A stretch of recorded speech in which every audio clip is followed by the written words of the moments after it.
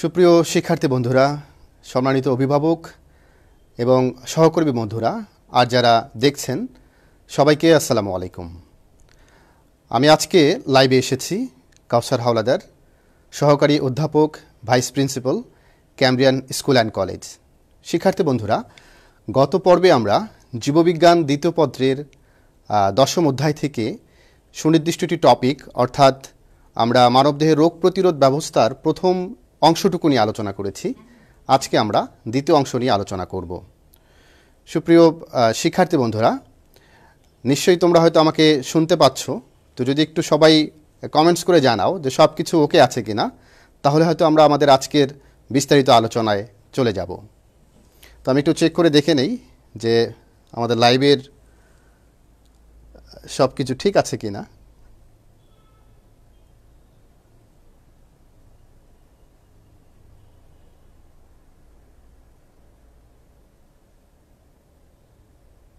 মানবদেহের রোগ প্রতিরোধ ব্যবস্থার প্রথম, দুঃখিত,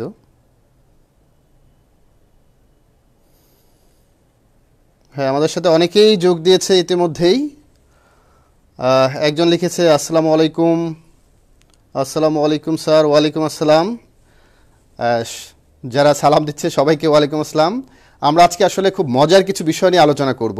আমি খুবই এক্সাইটেড এবং এই চ্যাপ্টারটি পড়াতে গিয়ে আমি আমার ক্লাসরুমে অনেক এক্সাইটেড ফিল করি, কারণ জীববিজ্ঞান, আমি বিলিভ করি যে জীববিজ্ঞান আমাদের জীবন নিয়ে যে বিজ্ঞান সেটাই জীববিজ্ঞান, এবং মূলত যে এটা জীবন সঙ্গীন প্রত্যেকটা ঘটনাকেই আসলে রিপ্রেজেন্ট করে জীববিজ্ঞানের মাধ্যমে। আর 10ম অধ্যায় যেটি বর্তমান সময়ের বর্তমান যে উদ্ভূত পরিস্থিতি, এই পরিস্থিতির সাথে অনেকটাই কিন্তু সামঞ্জস্যপূর্ণ, যে আসলে আমাদের বডিতে ডিফেন্স সিস্টেমটা কিভাবে কাজ করে। তো শিক্ষার্থী বন্ধুরা, সবাইকে স্বাগত জানাচ্ছি আমাদের আজকের ক্লাসে। সম্ভবত সব ঠিক আছে। হ্যাঁ, অনেকেই লিখছে স্যার ঠিক আছে। তো আমরা আমাদের মূল পাঠে, মূল আলোচনায় চলে যাই। সুপ্রিয় শিক্ষার্থী বন্ধুরা, আমরা এই মুহূর্তে যারা আমার সাথে জয়েন করলা তাদের উদ্দেশ্যে বলছি যে আমরা আজকে জীববিজ্ঞান দ্বিতীয় পত্রের একাদশ ও দ্বাদশ শ্রেণীর জীববিজ্ঞান দ্বিতীয় পত্রের 10ম অধ্যায়ের গত পর্বে আলোচনা করেছিলাম আমরা মানবদেহের রোগ প্রতিরোধ ব্যবস্থার ধারণা এবং ব্যাকটেরিয়া ধ্বংসে ত্বকের ভূমিকা, প্রতিরক্ষায় ত্বকের ভূমিকা এবং ব্যাকটেরিয়া ধ্বংসে আমাদের পরিপাক নালীয় অ্যাসিড এবং উৎসেচকের ভূমিকা, এই বিষয়গুলো নিয়ে আমাদের আলোচনা ছিল। এবং এই সংক্রান্ত তোমাদের বাড়ির কাজ ছিল, নিশ্চয়ই তোমরা বাড়ির কাজটি যথাযথভাবে করেছো, কারণ আমরা যাই করি, যতটুকু পড়াশোনা করি, যতটুকু জ্ঞান অর্জন করি, একটা সময় গিয়ে আমাদেরকে একটা পরীক্ষায় অংশগ্রহণ করতে হয়, এবং সেই পরীক্ষায় অংশগ্রহণ করার ফলে তুমি যদি নিজেকে সেখানে রিপ্রেজেন্ট করতে না পারো একজন ভালো শিক্ষার্থী হিসেবে, সেটা কিন্তু আসলে তোমারই ব্যর্থতা। তো বারবার যেটা বলি যে জীববিজ্ঞান আসলে এটা বুঝে পড়তে হয়, এখানে মুখস্থ করার মতো কিছুই নেই, তবে কিছু শব্দ আছে স্পেসিফিক যেগুলো মুখস্থ রাখতে হয়। আজকে আমার যে কন্টেন্ট এটা খুবই ভারী, এই জন্য আসলে আলাদা কথাবার্তা বলার সময় খুবই কম, একেবারেই পড়াশোনায় চলে যাই। পড়াশোনার মধ্য দিয়ে আসলে অনেকগুলো আলোচনা আসবে, তোমাদের অনেক প্রশ্ন থাকতে পারে এই সংক্রান্ত বিষয় নিয়ে, তোমরা দ্রুত প্রশ্ন করো। পাশাপাশি তোমরা তোমাদের এই ক্লাসটিকে, লাইভ ক্লাসটিকে শেয়ার করে দাও, যে যত খুশি পারো, যেখানে তোমাদের বন্ধুরা আছে সবাইকে এই ক্লাসটি দেখার সুযোগ করে দাও। সুপ্রিয় শিক্ষার্থী বন্ধুরা, আবারও আমার পরিচয়টা দিচ্ছি। আমি কাউসার হাওলাদার, সহকারী অধ্যাপক, ক্যামব্রিয়ান স্কুল অ্যান্ড কলেজ। আমাদের আজকের আলোচিত বিষয় হচ্ছে একাদশ ও দ্বাদশ শ্রেণীর জীববিজ্ঞান দ্বিতীয় পত্রের 10ম অধ্যায়ের পরবর্তী অংশ, অর্থাৎ মানবদেহের রোগ প্রতিরোধ ব্যবস্থার পরবর্তী অংশটুকু। তো আমরা এখানে একটা চিত্র দেখতে পাচ্ছি যে একটি রাজদুর্গ কিংবা একটি যুদ্ধক্ষেত্রে একটি দুর্গ, যেখান থেকে আমরা কতগুলো ডিফেন্স লেয়ার দেখতে পাচ্ছি। এখানে হলো একটা ফার্স্ট লেয়ার, এখানে হলো সেকেন্ড লেয়ার, এখানে দেখতে পাচ্ছি থার্ড লেয়ার। তো আমরা যেহেতু প্রথম ক্লাসটার মধ্যে, প্রথম আলোচনায়, পূর্ববর্তী ক্লাসে আলোচনা করেছিলাম যে ফার্স্ট লেয়ারটা কিভাবে এই ডিফেন্স সিস্টেমটা, আমাদের দেহের মধ্যে যে ডিফেন্স সিস্টেম আছে সেটাকে কিভাবে কাজ করে সে বিষয় নিয়ে আজকে আমরা সেকেন্ড এবং থার্ড লেয়ার, এবং কোনো জীবাণু যদি থার্ড লেয়ারকে ভেদ করে আমাদের দেহের অভ্যন্তরে আমাদের মূল ইমিউনো সিস্টেমটাকে ব্রেকডাউন করে ফেলে, তারপর কি হবে, সে সবগুলো বিষয় নিয়ে আমরা আজকে আলোচনা করব। তো আমরা সহজেই বুঝতে পারছি যে আমাদের আজকের আলোচিত বিষয় হচ্ছে মানবদেহের রোগ প্রতিরোধ ব্যবস্থার দ্বিতীয় এবং তৃতীয় অংশ বা তৃতীয় স্তর নিয়ে। তো এখানে আমরা দেখতে পাচ্ছি নিউট্রোফিল, যে কিছু কাজের সাথে রিলেটেড, এবং আমরা বাইরে থেকে যে ইনজেক্ট করে আমাদের দেহের ভেতরে টিকা প্রবেশ করায় সে বিষয়টা আমরা এখানে রিপ্রেজেন্ট করেছি। আমাদের 10ম অধ্যায়ের আলোচিত বিষয় কিভাবে আমরা সুরক্ষায় থাকি, আমাদের বডিতে কোন কোন সেলগুলো কোন ধরনের কোষীয় বাধা আমাদেরকে সুরক্ষায় রাখে সে বিষয় নিয়ে। সুপ্রিয় শিক্ষার্থী বন্ধুরা, আমাদের শিক্ষণফলটা আমরা দেখে নেই। এই পাঠ শেষে শিক্ষার্থীরা ব্যাকটেরিয়া ধ্বংসে ম্যাক্রোফেজ এবং নিউট্রোফিলসের ভূমিকা ব্যাখ্যা করতে পারবে এবং মানবদেহের সহজাত ও অর্জিত প্রতিরক্ষা ব্যবস্থা ব্যাখ্যা করতে পারবে। ইননেট এবং অ্যাকুরেট আমাদের ইমিউনো ডিফেন্স সিস্টেম এটির কথা বলা হচ্ছে, এবং মানবদেহের প্রতিরক্ষায় অ্যান্টিবডি, ভ্যাকসিন বা টিকা এবং মেমোরি সেল বা স্মৃতিকোষের ভূমিকা ব্যাখ্যা করতে পারবে। তো আমাদের সাথে এই মুহূর্তে অনেকেই যোগ দিয়েছে, আমরা একটু দেখে নেই কে কে আছে আমাদের সাথে।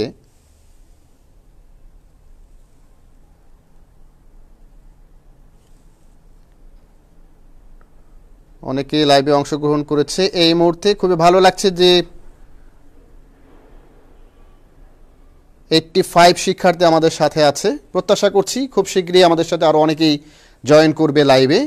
এবং আবারও বলি যে এই ক্লাসটি তোমরা তোমাদের বন্ধু যে যেখানে আছে, যাকে লিঙ্ক করা দরকার, সবার সাথে শেয়ার করে দাও, সবাই যেন দেখতে পারে। আর আমাদের এই কষ্টটুকু সার্থক হবে তখনই যদি আমাদের এই 1 ঘন্টা সেশন দাঁড়িয়ে এখানে বকবক করা থেকে তোমরা কিছু শিখতে পারো, তোমাদের কোনো কিছু বিষয় কাজে লাগে, তাহলে আমাদের সার্থকতা। তো সুপ্রিয় শিক্ষার্থী বন্ধুরা, চলো আমরা আমাদের শিক্ষণ ফলগুলো ধরে মূল পাঠে অংশগ্রহণ করি।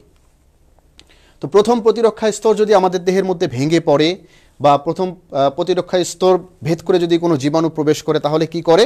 স্বভাবতই যথাক্রমে দ্বিতীয় এবং তৃতীয় প্রতিরক্ষা স্তর তখন সাহায্য নিতে হয়, সেগুলো তখন অ্যাক্টিভ হয়ে যায়। তাহলে আমাদের আগে জানা দরকার দ্বিতীয় প্রতিরক্ষা স্তরে ম্যাক্রোফেজ এবং নিউট্রোফিল এগুলো কিভাবে কাজ করে। আমরা এখানে দেখতে পাচ্ছি এই হচ্ছে ম্যাক্রোফেজ এবং এটি হচ্ছে নিউট্রোফিল। চলো আমরা এগুলো সম্পর্কে একটু বিস্তারিত পরিচয় জেনে নেই, কারণ তোমাদের মনে নিশ্চয়ই প্রশ্ন জাগে কে ম্যাক্রোফেজ এবং কে হচ্ছে নিউট্রোফিল, আর তারা কীভাবেই বা আমাদের প্রতিরক্ষা ব্যবস্থার ক্ষেত্রে কাজ করে। সুপ্রিয় শিক্ষার্থী বন্ধুরা, দ্বিতীয় প্রতিরক্ষা স্তরের ক্ষেত্রে প্রথম প্রতিরক্ষা স্তর অতিক্রম করে প্রবেশিত জীবাণুদের বিরুদ্ধে তাৎক্ষণিক প্রতিরক্ষা ব্যবস্থা গড়ে তোলা হয় দ্বিতীয় প্রতিরক্ষা ব্যবস্থা বা সেকেন্ড লাইন অফ ডিফেন্স সিস্টেমের মাধ্যমে, এবং রক্তের ম্যাক্রোফেজ ও নিউট্রোফিল এই স্তরের অন্যতম প্রধান হাতিয়ার। তার মানে দ্বিতীয় প্রতিরক্ষা স্তরের অন্যতম প্রধান সোলজার কারা? নিশ্চয়ই এতক্ষণ আমরা বুঝে গিয়েছি ম্যাক্রোফেজ এবং নিউট্রোফিলস। তো কারা ম্যাক্রোফেজ এবং নিউট্রোফিলস সে সম্পর্কে আমরা বিস্তারিত একটু ধারণা নিয়ে নেই। এখানে ম্যাক্রোফেজ কারা? সরাসরি আমরা ম্যাক্রোফেজকে কখনো পাই না, অর্থাৎ এই ম্যাক্রোফেজ আমাদের শ্বেত রক্তকণিকার যে মনোসাইট, আমরা জানি শ্বেত রক্তকণিকায় 5টি উপাদান আছে। একটি হচ্ছে মনোসাইট, লিম্ফোসাইট, নিউট্রোফিল, ইওসিনোফিল এবং বেসোফিল। এই যে শ্বেত রক্তকণিকার 5 ধরনের উপাদান, তার মধ্যে যে মনোসাইট, এই মনোসাইটটা অদানাদার একটি উপাদান। এটা দেখতে অনেকটা অশ্বক্ষুরাকৃতির, কখনো এটা দেখতে এমিবার মতো। এই 2 ধরনের গঠন দেখতে পাওয়া যায় ম্যাক্রোফেজের। তো এই মনোসাইট কি করে? মনোসাইট পরিবর্তিত হয়ে এটা পরিবর্তনের মাধ্যমে ম্যাক্রোফেজ তৈরি করে, এবং শ্বেত রক্তকণিকার মধ্যে তুলনায় এগুলো বড় হওয়ার কারণে এগুলো নানা রকম জীবাণুকে সরাসরি ভক্ষণ করে কিংবা ফ্যাগোসাইট করে ফেলতে পারে। জীবাণু প্রবেশ করলে এদেরকে ভক্ষণ করে ফেলতে পারে। তো রাশিয়ান বিজ্ঞানী ইলায়া মেকনিকভ 1884-এ ম্যাক্রোফেজ আবিষ্কার করেন এবং লিম্ফয়েড কলাকোষে এরা অবস্থান করে। আমরা জানি শিক্ষার্থী বন্ধুরা, আমাদের দেহের মধ্যে লিম্ফয়েড সিস্টেম যেটা আছে এবং লিম্ফ নোড, এই লিম্ফয়েড সিস্টেমের প্রত্যেকটা লিম্ফ নোডের চারদিকে বাইরের দিকে এই কোষগুলো অবস্থান করে। শুধু তাই নয়, আমাদের দেহের যে অত্যাবশ্যকীয় অর্গানগুলো আছে এই অর্গানগুলোর মধ্যে যেমন ফুসফুস, প্লীহা, যকৃৎ, এইসব খুব অত্যাবশ্যকীয় অর্গানগুলোর মধ্যে এই ম্যাক্রোফেজ অবস্থান করে। আমরা এখানে একটি ম্যাক্রোফেজের চিত্র দেখতে পাচ্ছি যে কি করে বাইরে থেকে আগত যে প্যাথোজেন বা বহিরাগত যে জীবাণু আছে, সেই বহিরাগত জীবাণুগুলোকে সে সরাসরি আক্রমণ করে নিজের ভেতরে নিয়ে নেয় এবং এগুলোকে ভক্ষণ প্রক্রিয়ার মাধ্যমে এদেরকে ধ্বংস করে ফেলে। এই হচ্ছে ম্যাক্রোফেজের ক্রিয়াকলাপ জীবাণু ধ্বংসের ক্ষেত্রে। সুপ্রিয় শিক্ষার্থী বন্ধুরা, যারা এই মুহূর্তে আমাদের লাইভে অংশগ্রহণ করেছো তাদের উদ্দেশ্যে আবার বলছি যে আজকে জীববিজ্ঞান দ্বিতীয় পত্রের 10ম অধ্যায়ের একাদশ দ্বাদশ শ্রেণী নিশ্চয়ই 10ম অধ্যায়ের পরবর্তী অংশ নিয়ে, আমরা প্রথম অংশ এর আগের ক্লাসে আলোচনা করেছি, পরবর্তী অংশ নিয়ে আলোচনা করা হচ্ছে। তোমরা সকলেই সাথে থাকো, কারণ এই চ্যাপ্টার সংক্রান্ত যে প্রশ্নগুলো পরীক্ষায় আসার উপযোগী এবং কিছু রিলেটেড সৃজনশীল প্রশ্ন, এগুলো নিয়েও আমরা এন্ড অফ দ্য চ্যাপ্টার আজকে আলোচনা করব। অতএব আজকের ক্লাসটা ভেরি ভেরি ভেরি ইম্পর্টেন্ট। সকলকে সাথে থাকার জন্য আমন্ত্রণ জানাচ্ছি। সুপ্রিয় শিক্ষার্থী বন্ধুরা, আমরা ম্যাক্রোফেজ সম্পর্কে আরেকটু তথ্য নিয়ে নিই যে এদের সাইটোপ্লাজমের মধ্যে এক ধরনের তরল বা লিকুইড উপাদান থাকে, তাদেরকে বলি আমরা লাইসোজোম। এই লাইসোজোম দিয়ে কি করে, জীবাণুকে যখন ভক্ষণ করে লাইসোজোমটা ব্লাস্ট করে দেয়, তখন লাইসোজোম রাসায়নিক উপাদানটা কি হয়, এই লাইসোজোমের রাসায়নিক উপাদানটা সেই জীবাণুকে ধ্বংস করে ফেলে। তো আমরা এখানে দেখতে পাচ্ছি যে মনোসাইট প্রতিটি ম্যাক্রোফেজ 100-র বেশি ব্যাকটেরিয়া ধ্বংস করতে পারে। সো এখানে বুঝতেই পারছো কি পরিমাণ ইম্পর্টেন্ট সে আমাদের জন্য। এবং এখানে দু ধরনের আমরা ম্যাক্রোফেজ দেখতে পাচ্ছি, একটি হচ্ছে বৃক্কাকার ম্যাক্রোফেজ, আর একটা হচ্ছে কি অশ্বক্ষুরাকার ম্যাক্রোফেজ। তো এই দুই ধরনের ম্যাক্রোফেজের অস্তিত্ব আমরা দেখতে পাই। তবে ম্যাক্রোফেজগুলো যকৃতের কাফ্ফার কোষ, লসিকা গ্রন্থি, রেটিকুলাস কোষ, এই সব জায়গার মধ্যে ম্যাক্রোফেজ হিসেবে এগুলো কাজ করতে পারে। এই বিষয়গুলো, এই তথ্যগুলো তোমরা খাতা কলম থাকলে এখন লিখে নাও, কারণ লিখা এবং পড়া এই দুটো একসাথে থাকলেই আমাদের যে কোনো ধরনের পড়াই হোক না কেন সেটা খুব ভালোভাবে আমাদের আত্মস্থ হয়ে যায়। সুপ্রিয় শিক্ষার্থী বন্ধুরা, ব্যাকটেরিয়া ধ্বংসে ম্যাক্রোফেজের আরেকটি বিষয় আমরা এখানে একটু খেয়াল করি যে 20টি কমপ্লিমেন্ট প্রোটিনের একটি গ্রুপ আছে যাদেরকে আমরা অপসোনিন বলে থাকি। অপসোনিনস অর্থাৎ 20টি কমপ্লিমেন্ট প্রোটিনের একটি গ্রুপ যারা বহিরাগত ব্যাকটেরিয়াকে ডিটেক্ট করতে পারে, শনাক্ত করতে পারে এবং ম্যাক্রোফেজকে সাহায্য করে, এদের বলা হচ্ছে কি অপসোনিনস। তাহলে এই অপসোনিনস দুভাবে কাজ করে। ম্যাক্রোফেজকে সাহায্য করার জন্য এই 20টি প্রোটিনের কমপ্লিমেন্ট এগুলো খুবই জরুরি, এরা ম্যাক্রোফেজকে সাহায্য করে। তবে এই অপসোনিন কীভাবে কাজ করে সেটা আমরা জেনে নিই। অপসোনিন সরাসরি কী করতে পারে, ব্যাকটেরিয়ার বডিকে ড্রিল করতে পারে, ছিদ্র করে ব্যাকটেরিয়াকে ধ্বংস করে। আরেকভাবে কাজ করে, সেটা হচ্ছে যে এরা ব্যাকটেরিয়ার দেহ প্রাচীরের মধ্যে অ্যাটাচমেন্টে যায়। অর্থাৎ একটা ব্যাকটেরিয়া প্রবেশ করলো, অপসোনিন, আবারও বলি অপসোনিন কি, অপসোনিন হচ্ছে 20টি কমপ্লিমেন্ট একটা প্রোটিনের একটা গ্রুপ, প্রোটিনাস একটা গ্রুপ, তাকে বলছি আমরা অপসোনিনস। তো অপসোনিনস সরাসরি ব্যাকটেরিয়াকে ড্রিল করে মেরে ফেলে। পাশাপাশি এরা কি করে, যে এরা ব্যাকটেরিয়ার দেহ প্রাচীরের মধ্যে সংযোজিত হয় এবং ব্যাকটেরিয়াকে চিহ্নিতকরণ করে যে হ্যাঁ এটা হচ্ছে ব্যাকটেরিয়া, এটা হচ্ছে প্যাথোজেন, এটা হচ্ছে বহিরাগত জীবাণু। তাহলে এই ব্যাকটেরিয়া ধ্বংসের ক্ষেত্রে অপসোনিনসের কাজও গুরুত্বপূর্ণ। তো আমরা এখানে দেখে নেই যে আমাদের সাথে কারা কারা আছে। হ্যাঁ, 103 জন আছে এই মুহূর্তে, খুবই ভালো, সবাইকে অসংখ্য ধন্যবাদ, সাথে থাকার জন্য আমন্ত্রণ জানাচ্ছি। তো ম্যাক্রোফেজ কর্তৃক ব্যাকটেরিয়া নিধনটা আসলে 4টি প্রসেসের মাধ্যমে, 4টি ধাপের মাধ্যমে হয়ে থাকে। চলো আমরা এই ধাপগুলো সম্পর্কে জেনে নেই। যেমন ধর এখানে অপসোনাইজেশন এবং ফ্যাগোসাইটোসিস এটা প্রসেস, এখানে যে প্রক্রিয়াটা সেই প্রক্রিয়া দেখানো হচ্ছে। এখানে এই যে অপসোনাইজেশনের যে কমপ্লিমেন্টগুলো দেখানো হচ্ছে, প্রোটিনের কমপ্লিমেন্ট, এইগুলো অপসোনাইজেশনের প্রোটিনাস কমপ্লিমেন্ট। তো এরা কি করে, এরা হলো ম্যাক্রোফেজের সাথে যুক্ত হয়ে ব্যাকটেরিয়াকে ধ্বংসের ক্ষেত্রে কাজ করে। তো এখানে কেমোট্যাক্সিস শব্দটা একটু ভালো করে বুঝে নেওয়া আগে। কেমোট্যাক্সিস আমাদের বডিতে রাসায়নিক পদার্থের প্রতি কোনো উপাদানের সাড়া প্রদানকে বলা হয় কেমোট্যাক্সিস। রাসায়নিক পদার্থের প্রতি কোনো উপাদানকে সাড়া প্রদানকে বলা হচ্ছে কেমোট্যাক্সিস। তাহলে এখানে কি ঘটে, যে এই পর্যায়ে ম্যাক্রোফেজ ধীরে ধীরে আক্রান্ত স্থানে হাজির হয়। যে স্থানের মধ্যে ব্যাকটেরিয়া আক্রমণ করেছে, রোগজীবাণু আক্রমণ করেছে, ছত্রাক আক্রমণ করেছে, অন্য কোনো প্যাথোজেন আক্রমণ করেছে, সেই স্থানের মধ্যে কেমোট্যাক্সিস প্রক্রিয়ায় ম্যাক্রোফেজ চলে যায়। এরপর অ্যাটাচমেন্ট, কার সাথে অ্যাটাচমেন্ট, ম্যাক্রোফেজ সরাসরি ব্যাকটেরিয়ার পাশাপাশি গিয়ে ব্যাকটেরিয়ার সাথে অ্যাটাচমেন্ট ঘটায়। এরপর হচ্ছে যে ইনজেকশন বা গ্রাসকরণ এবং হত্যা করা, অর্থাৎ ফ্যাগোসাইটোসিস প্রক্রিয়ায় ম্যাক্রোফেজ ব্যাকটেরিয়াকে দেহ অভ্যন্তরের সাথে কি করে টেনে নেয়, এবং টেনে নেয়ার এই প্রক্রিয়াকে বলা হচ্ছে যে ফ্যাগোসাইটোসিস প্রক্রিয়া। অর্থাৎ তার ভেতরে এই প্রক্রিয়ার মাধ্যমে সে টেনে নেয়, কিন্তু সেটাকে টেনে নিয়ে ফ্যাগোসোমে রূপান্তর করে। আমরা দেখি এটি হচ্ছে একটি ম্যাক্রোফেজ, বাইরের যে গঠনটা দেখতে পাচ্ছি এটি বাইরে থেকে একটা ব্যাকটেরিয়াম। তোমরা জানো এক বছরের ব্যাকটেরিয়াকে ব্যাকটেরিয়াম বলা হচ্ছে এখানে।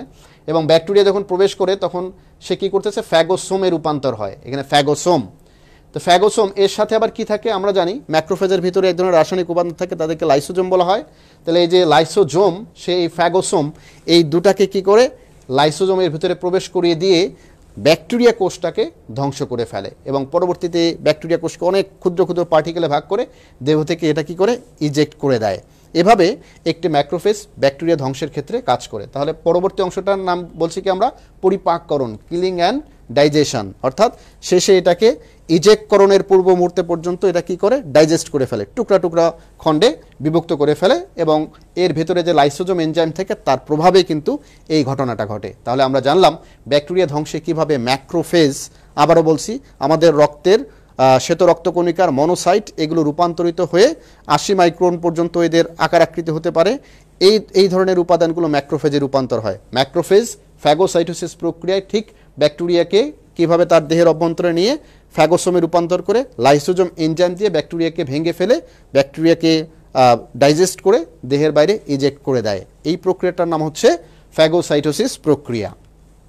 সুপ্রিয় শিক্ষার্থী বন্ধুরা, এখানে আমরা আরেকটি শ্বেত রক্তকণিকার উপাদান দেখতে পাচ্ছি। তোমরা এই চিত্র দেখেই হয়তো অনেকেই বুঝে ফেলেছো, এটি একটি গ্র্যানুলার উপাদান বা দানাযুক্ত উপাদান। তোমরা চেনো এই উপাদানটার নাম হচ্ছে কি, নিউট্রোফিল। আবারও বলছি, আমাদের শ্বেত রক্তকণিকায় 5 ধরনের উপাদান থাকে। একটি হচ্ছে মনোসাইট, লিম্ফোসাইট, নিউট্রোফিল, ইওসিনোফিল এবং বেসোফিল। তো আমরা দেখি যে দানাযুক্ত শ্বেত রক্তকণিকাকে নিউট্রোফিল বলেছি। এদের সাইটোপ্লাজমে 50 থেকে 200টি লাইসোজোম দানা, ওই যে লাইসোজোমের প্যাকেট থাকে এদের ভেতরে, এবং রক্তস্রোতে আয়ুষ্কাল 6 ঘন্টা। তবে সংক্রামিত স্থানে পৌঁছানোর পর এদের আয়ু বৃদ্ধি পায়। জীবাণুর সাথে ফাইটিং অবস্থায়, ফাইটিং মুডে যখন যায়, তখন তারা তাদের লাইফ স্প্যান নিজে নিজেই বাড়াতে পারে। ফলে নর্মালি এরা রক্তস্রোতের মধ্যে 6 ঘন্টা পর্যন্ত বেঁচে থাকলেও এরা কিন্তু সংক্রমিত স্থানে 1 থেকে 2 দিন পর্যন্ত বাঁচতে পারে। অস্থিমজ্জার স্টেম কোষ থেকে প্রতিদিন 100 মিলিয়ন নিউট্রোফিল তৈরি হয়। 100 মিলিয়ন, তার মানে 10 কোটি। চিন্তা করে দেখো, আমাদের দেহের মধ্যে রিজার্ভ সোলজার হিসেবে এরা কাজ করে। অর্থাৎ নিউট্রোফিল, কিছু নিউট্রোফিল আমাদের রক্তস্রোতের মধ্যে সব সময় পরিভ্রমণ করে, আর কিছু নিউট্রোফিল আমাদের যে বোন মেরু, সেই বোন মেরুর মধ্যে অস্থিমজ্জা যাকে বলি আমরা, অর্থাৎ হাড়কে কাটলে মাঝখানে যে অংশটা পাওয়া যায়, সেই অস্থিমজ্জার মধ্যে এরা অবস্থান করে এবং রিজার্ভ ফোর্স হিসেবে তারা কাজ করে। অর্থাৎ বাইরে থেকে জীবাণু যদি প্রবেশ করে, সে বাইরে থেকে প্রবেশিত যে জীবাণুগুলো আছে সেই জীবাণুকে ক্লিন করার জন্য তারা সবসময় রিজার্ভ ফোর্স হিসেবে কাজ করছে। তো এখানে প্রতিটি নিউট্রোফিল 5 থেকে 20টি ব্যাকটেরিয়া গ্রাস করতে পারে। তো আমরা সহজেই বুঝে নিলাম কিভাবে এই কাজগুলো ঘটে। তো ব্যাকটেরিয়া ধ্বংসে নিউট্রোফিলের এখানে ফ্যাগোসাইট প্রক্রিয়া আমরা চিত্রের মধ্যে একটু দেখলে বুঝতে পারবা। সুপ্রিয় শিক্ষার্থী বন্ধুরা, সে কী করে, যে আশেপাশে যে ব্যাকটেরিয়াগুলো আছে এগুলোকে কি করছে, এগুলোকে সে নিজের দেহের মধ্যে ইনজেকশন প্রক্রিয়ার মাধ্যমে সে নিজের দেহের মধ্যে নিয়ে নেয়। এবং একই রকম আমরা দেখেছিলাম ম্যাক্রোফেজ যেভাবে কাজ করে, নিউট্রোফিলের কাজটাও একই রকম, এবং এই প্রক্রিয়াকে বলেছি আমরা ফ্যাগোসাইটোসিস প্রক্রিয়া। অনেকে হয়তো আমরা যখন আসলে ক্লাসরুমে, যখন রিয়েল ক্লাসরুমে এই ক্লাসগুলো করি, অনেক শিক্ষার্থী আসলে পড়ে ঠিক আছে, কিন্তু বুঝে না পড়ার কারণে তারা মূল প্রক্রিয়াটা পরীক্ষার খাতায় ভালোভাবে লিখতে পারে না। সে বিষয়টিও এখানে দেখতে হবে। তো সুপ্রিয় শিক্ষার্থী বন্ধুরা, তো নিউট্রোফিলের মধ্যে জীবাণু সংক্রমণের 1 মিনিটের মধ্যে নিউট্রোফিল আক্রান্ত স্থানে দ্রুত হাজির হয় এবং ব্যাকটেরিয়া ধ্বংস করার কাজে সে আত্মনিয়োগ করে সেখানে। তো নিউট্রোফিল কিছু প্রোটিওলাইটিক এনজাইম যেমন লেক্টোফেরিন, লাইসোজাইম, কোলাজিনেজ এবং ক্যাথিলিসিডিন ইত্যাদি নিঃসরণ করে জীবাণুর সাথে মিশে জীবাণুকে কি করে, ধ্বংস করে থাকে। তাহলে আমরা জানলাম যে নিউট্রোফিল কিছু প্রোটিওলাইটিক এনজাইম, প্রোটিওলাইটিক এনজাইম কি করে, প্রোটিনকে বিপাক করে, প্রোটিনকে ভেঙে ফেলে। তার মানে প্রোটিনকে ভাঙার জন্য যে এনজাইম তাকে বলছি আমরা প্রোটিওলাইটিক এনজাইম। কি কি এনজাইম থাকে এখানে আবার আমরা দেখে নেই। এখানে থাকে হলো ল্যাক্টোফেরিন, লাইসোজাইম, কোলাজিনেজ এবং ক্যাথিলিসিডিন ইত্যাদি নিঃসরণ করার মাধ্যমে তারা কি করে, ব্যাকটেরিয়াকে তাদের দেহের ভিতরে এভাবে ইনজেক্ট করে নিয়ে বা গ্রাস করে নিয়ে ব্যাকটেরিয়াকে ধ্বংস করে ফেলে।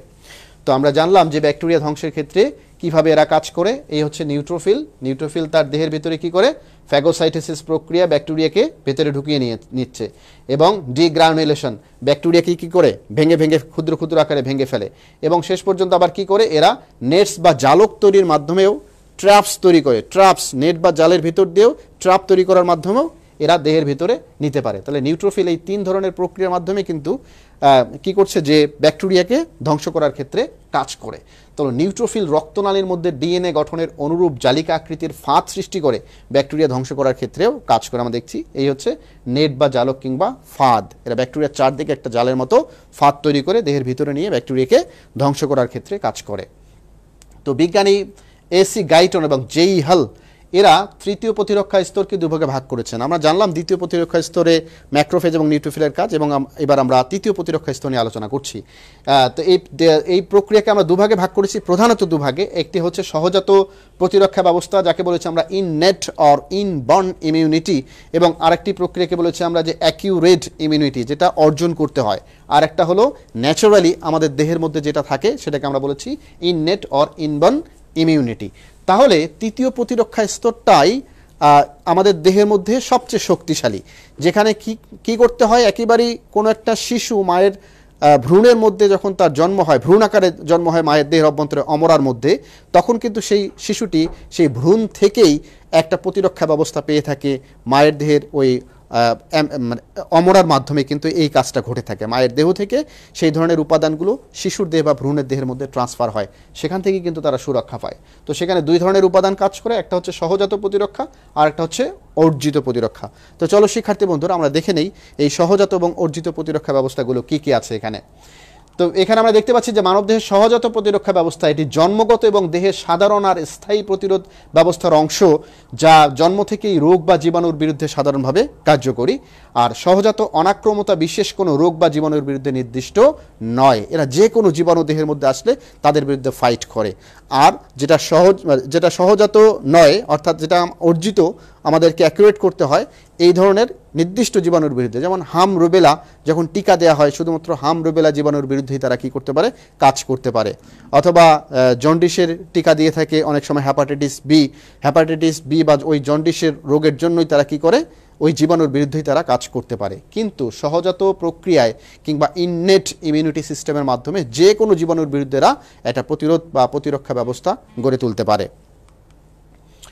তো সহজাত প্রতিরক্ষা, এই ধরনের প্রতিরক্ষা ব্যবস্থা নিম্নোক্ত প্রতিবন্ধকতার সমন্বয়ে গঠিত। যেমন আমরা দেখি এখানে অ্যানাটমিক্যাল ব্যারিয়ার্স, হিউমোরাল ব্যারিয়ার্স এবং সেলুলার ব্যারিয়ার্স, তিন ধরনের ব্যারিয়ারের মাধ্যমে আসলে এরা প্রতিরোধ ব্যবস্থা, প্রতিরক্ষা ব্যবস্থা জীবাণুর বিরুদ্ধে তৈরি করে থাকে। একটা হচ্ছে অ্যানাটমিক্যাল, যেটাকে আমরা বলছি অঙ্গ সংস্থানিক প্রতিবন্ধকতা, এটা আমাদের ফার্স্ট লাইন অফ ডিফেন্স সিস্টেমের সাথে কিছুটা রিলেটেড।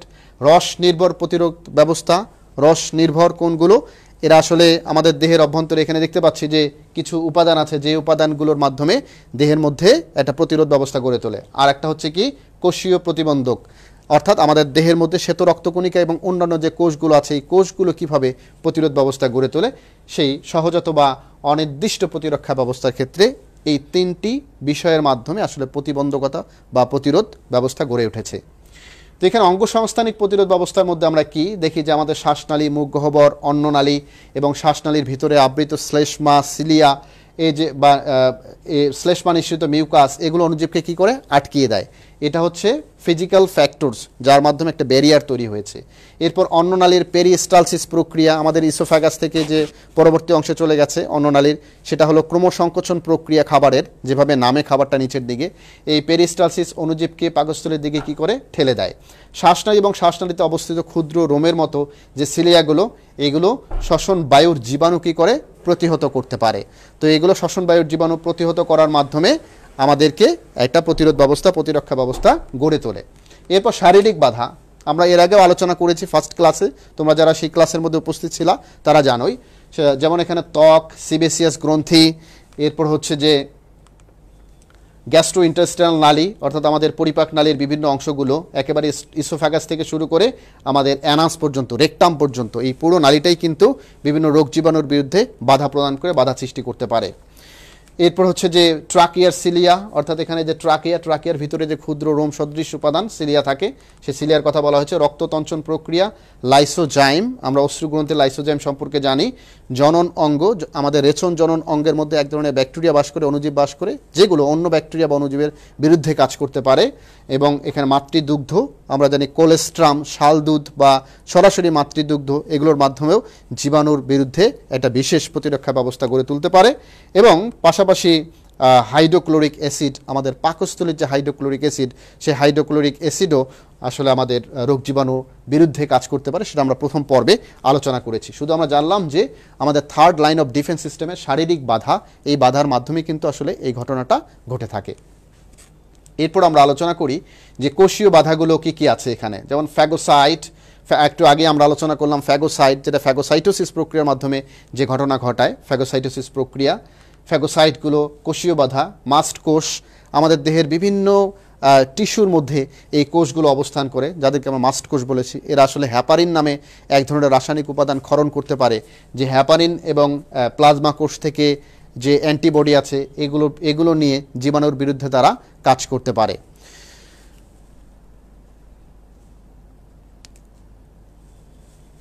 তো সুপ্রিয় শিক্ষার্থী বন্ধুরা, আমরা এখানে দেখতে পাচ্ছি যে ইওসিনোফিল এবং বেসোফিল এরাও কোষীয় বাধা বা সেলুলার ব্যারিয়ার হিসেবে কাজ করে, এবং পাশাপাশি ইন্টারফেরন, অর্থাৎ আমরা এখানে দেখলাম ফ্যাগোসাইট, মাস্ট কোষ, ইওসিনোফিল, বেসোফিল এবং ইন্টারফেরন, এই সবগুলোই হচ্ছে কোষীয় বাধা হিসেবে কাজ করে। তো একটু দেখে নেই আমাদের সাথে কারা কারা আছে।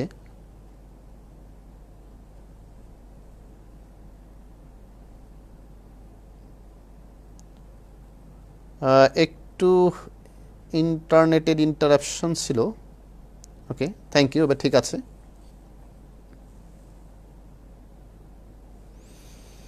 ওকে, অনেকেই আমাদের সাথে এই মুহূর্তে যুক্ত আছে, সবাইকে অসংখ্য ধন্যবাদ। যেহেতু আজকের স্লোটটা খুবই টাইট, আসলে অনেক ধরনের কমেন্টসের সাথে আমি যেতে পারছি না, খুবই দুঃখিত, কারণ আমাদের অনেকগুলো বিষয় নিয়ে আজকে আলোচনা করতে হচ্ছে। আমরা আজকে এই চ্যাপ্টারটা শেষ করে ফেলবো। সুপ্রিয় শিক্ষার্থী বন্ধুরা, সাথেই থাকো। তো এখানে ফ্যাগোসাইট, মাস্ট কোষ, ইওসিনোফিল, বেসোফিল এবং ইন্টারফেরন, এই সবগুলো হচ্ছে কোষীয় বাধা। এই উপাদানগুলোকে আমাদের মনে রাখতে হবে।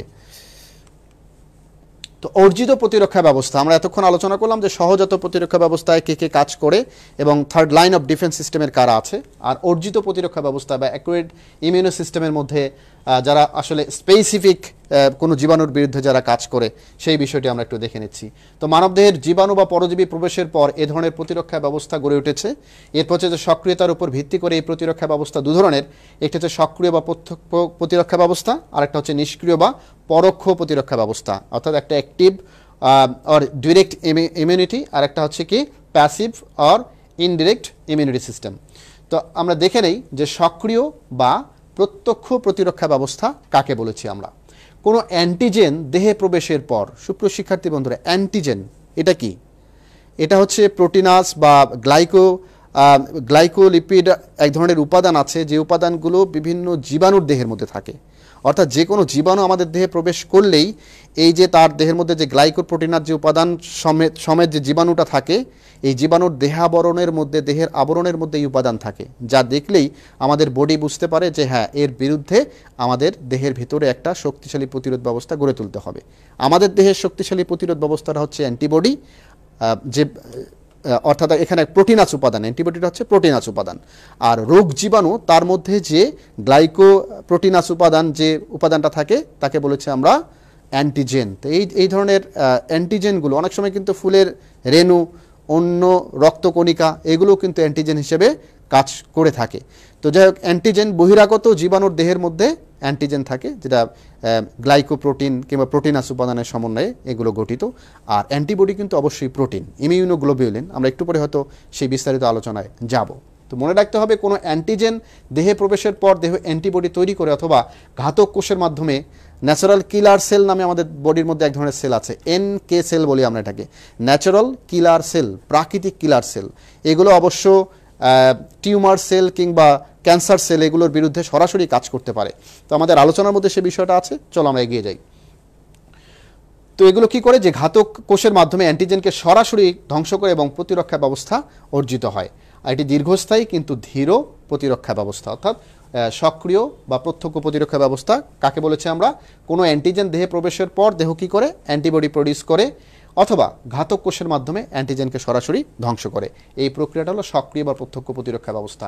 আর সক্রিয় প্রতিরক্ষা ব্যবস্থাকে আবার এখানে দুভাগে ভাগ করেছে, প্রাকৃতিক বা যেটাকে আমরা বলেছি ন্যাচারাল। রোগ সংক্রমণের পরবর্তী পর্যায়ে এই ধরনের প্রতিরক্ষা ব্যবস্থা অর্জিত হয় এবং এর মাধ্যমে উৎপন্ন অ্যান্টিবডি এবং স্মৃতিকোষ ওই একই ধরনের অ্যান্টিজেন দ্বারা পরবর্তী সংক্রমণকে প্রতিহত করে। দুটি শব্দ মাথায় রাখো, আমরা একটু পরে এই দুটো নিয়ে বিস্তারিত আলোচনা করব। একটা হলো অ্যান্টিবডি আর একটা হলো স্মৃতিকোষ বা মেমোরি সেল, কারণ আমাদের আজকের আলোচনার মধ্যে বিস্তারিত আলোচনা এদেরকে নিয়ে আছে। আর একটা হলো যে আর্টিফিশিয়াল, কৃত্রিম উপায়ে অ্যান্টিজেন টিকা প্রবেশ করিয়ে, কৃত্রিম উপায়ে আমাদের দেহের মধ্যে টিকা প্রবেশ করিয়ে বা ভ্যাকসিন প্রবেশ করিয়ে যে প্রতিরক্ষা ব্যবস্থা তৈরি করা হয় সেটি হচ্ছে আমাদের সক্রিয় বা প্রত্যক্ষ প্রতিরক্ষা ব্যবস্থার একটি রূপ। তাহলে আমরা জানলাম এখানে দুই ধরনের প্রতিরক্ষা ব্যবস্থা, সক্রিয় প্রতিরক্ষা ব্যবস্থার রূপ রয়েছে। একটা ন্যাচারাল, বডিতে কোনো জীবাণু প্রবেশ করলে সরাসরি অ্যান্টিবডি এবং স্মৃতিকোষ এগুলো সেই জীবাণুকে ধ্বংসের জন্য যে প্রতিরক্ষা ব্যবস্থা তৈরি করে সেটি। আবার পাশাপাশি আমরা দেখছি যে আমাদের দেহের মধ্যে কৃত্রিমভাবে বাইরে থেকে যখন আসলে আগে থেকেই টিকা প্রবেশ করিয়ে দিয়ে ওই জীবাণুর বিরুদ্ধে দেহকে সক্রিয় রাখা, যে এই জীবাণু যদি ভবিষ্যতে কখনো কারো দেহের মধ্যে প্রবেশ করে তাহলে আমাদের দেহের মধ্যে যে বি কোষগুলো আছে, বি সেল, বি লিম্ফোসাইট, এরা তাদের বিরুদ্ধে প্লাজমা কোষের মাধ্যমে অ্যান্টিবডি প্রডিউস করার মাধ্যমে দেহের মধ্যে একটা প্রতিরোধ ব্যবস্থা গড়ে তোলে। একেবারেই চিত্র দিয়ে আমরা এই বিষয়গুলোকে খুব ভালোভাবে সামনের দিকে আমরা আলোচনা করব। সুপ্রিয় শিক্ষার্থী, নিষ্ক্রিয় বা পরোক্ষ প্রতিরক্ষা ব্যবস্থা, বাইরে কোনো উৎস থেকে তৈরিকৃত অ্যান্টিবডি দেহের মধ্যে প্রবেশ করিয়ে এই প্রতিরক্ষা ব্যবস্থা অর্জিত হয়। এটি ক্ষণস্থায়ী প্রতিরক্ষা ব্যবস্থা। বাইরে থেকে সরাসরি দেহের মধ্যে কোনো অ্যান্টিবডি প্রডিউস হচ্ছে না, কোনো কারণে আমাদের ইমিউনো সিস্টেম দুর্বল হয়ে গেছে, তখন ডক্টর কি করবেন? ডক্টর বাইরে থেকে সরাসরি অ্যান্টিবডি দেহের ভিতরে প্রবেশ করিয়ে দিবেন। একটা হচ্ছে দেহের মধ্যে প্রতিরক্ষা ব্যবস্থার সিস্টেমেটিকভাবে অ্যান্টিবডি দেহে প্রডিউস হওয়া ন্যাচারালি। আবার কি করা হয়? টিকা প্রবেশ করিয়ে দিয়ে দেহের মধ্যে অ্যান্টিবডি তৈরি করা, এটা হচ্ছে আর্টিফিশিয়াল। আর একটা বিষয়, যার দেহের মধ্যে অ্যান্টিবডি প্রডিউসই হয় না, তাহলে সে কি রোগ জীবাণুর হাত থেকে রক্ষা পাবে না? নিশ্চয়ই। তাদের ক্ষেত্রে চিকিৎসা ব্যবস্থায় বাইরে থেকে সরাসরি কি করা হচ্ছে? তার দেহের মধ্যে অ্যান্টিবডি প্রবেশ করিয়ে দেওয়া হচ্ছে। এই হচ্ছে নিষ্ক্রিয় বা পরোক্ষ প্রতিরক্ষা ব্যবস্থা। তাহলে নিষ্ক্রিয় পরোক্ষ প্রতিরক্ষা ব্যবস্থাকেও এখানে আবার দুই ধরনের ভাগ করা হয়েছে। একটা হলো প্রাকৃতিক, মাতৃগর্ভে প্লাসেন্টার মাধ্যমে অথবা জন্মের পর দুধের মাধ্যমে মায়ের দেহ থেকে শিশুর দেহের মধ্যে অ্যান্টিবডি প্রবেশ করে। একেবারেই যে এটাকে ইনজেক্ট আকারে দিতে হবে এমন না, মাতৃগর্ভের অভ্যন্তরে অমরার মাধ্যমে কি করে, যে অমরার প্লাসেন্টার মাধ্যমে এটা সন্তানের দেহে প্রবেশ করে এবং কোলেস্ট্রাম, যাকে শাল দুধ বলা হয়, শাল দুধের মাধ্যমে কিন্তু এগুলো প্রবেশ করে, পরবর্তীতে মায়ের দুধের মাধ্যমেও এগুলো গ্র্যাজুয়ালি সন্তানের দেহের মধ্যে প্রবেশ করে। আর আর্টিফিশিয়াল কোনটা? অন্য প্রাণীর দেহে তৈরিকৃত অ্যান্টিবডি রোগের চিকিৎসা ইনজেকশনের মাধ্যমে মানব দেহে প্রবেশ করানো। ওই যে একটু আগে বললাম যে মানুষের দেহের মধ্যে অ্যান্টিবডি ওই প্রোডাকশন হওয়ার ক্ষমতা অনেক কম, দুর্বল, তাদের ক্ষেত্রে বাইরে অন্য কোনো আমাদের যে পরীক্ষিত যে বিভিন্ন ধরনের প্রাণী আছে তাদের দেহের মধ্যে অ্যান্টিবডিটা তৈরি করা হয়, তারপরে অ্যান্টিবডি দেওয়া হয়। যেরকম তোমরা ইনসুলিনের নাম শুনে থাকবে। ইনসুলিন কি করা হয়? বাইরে থেকে এটা আমাদের দেহের মধ্যে যদি ইনসুলিন উৎপাদন ক্ষমতা কমে যায়, ইনসুলিন পুশ করা হয় যেরকম করে ইনজেক্ট করে, একই ধরনের প্রসেসের মাধ্যমে অ্যান্টিবডিও আসলে তৈরি করা হয়ে থাকে। তো যাই হোক, আমাদের অলরেডি আধা ঘন্টা সময় চলে গেছে।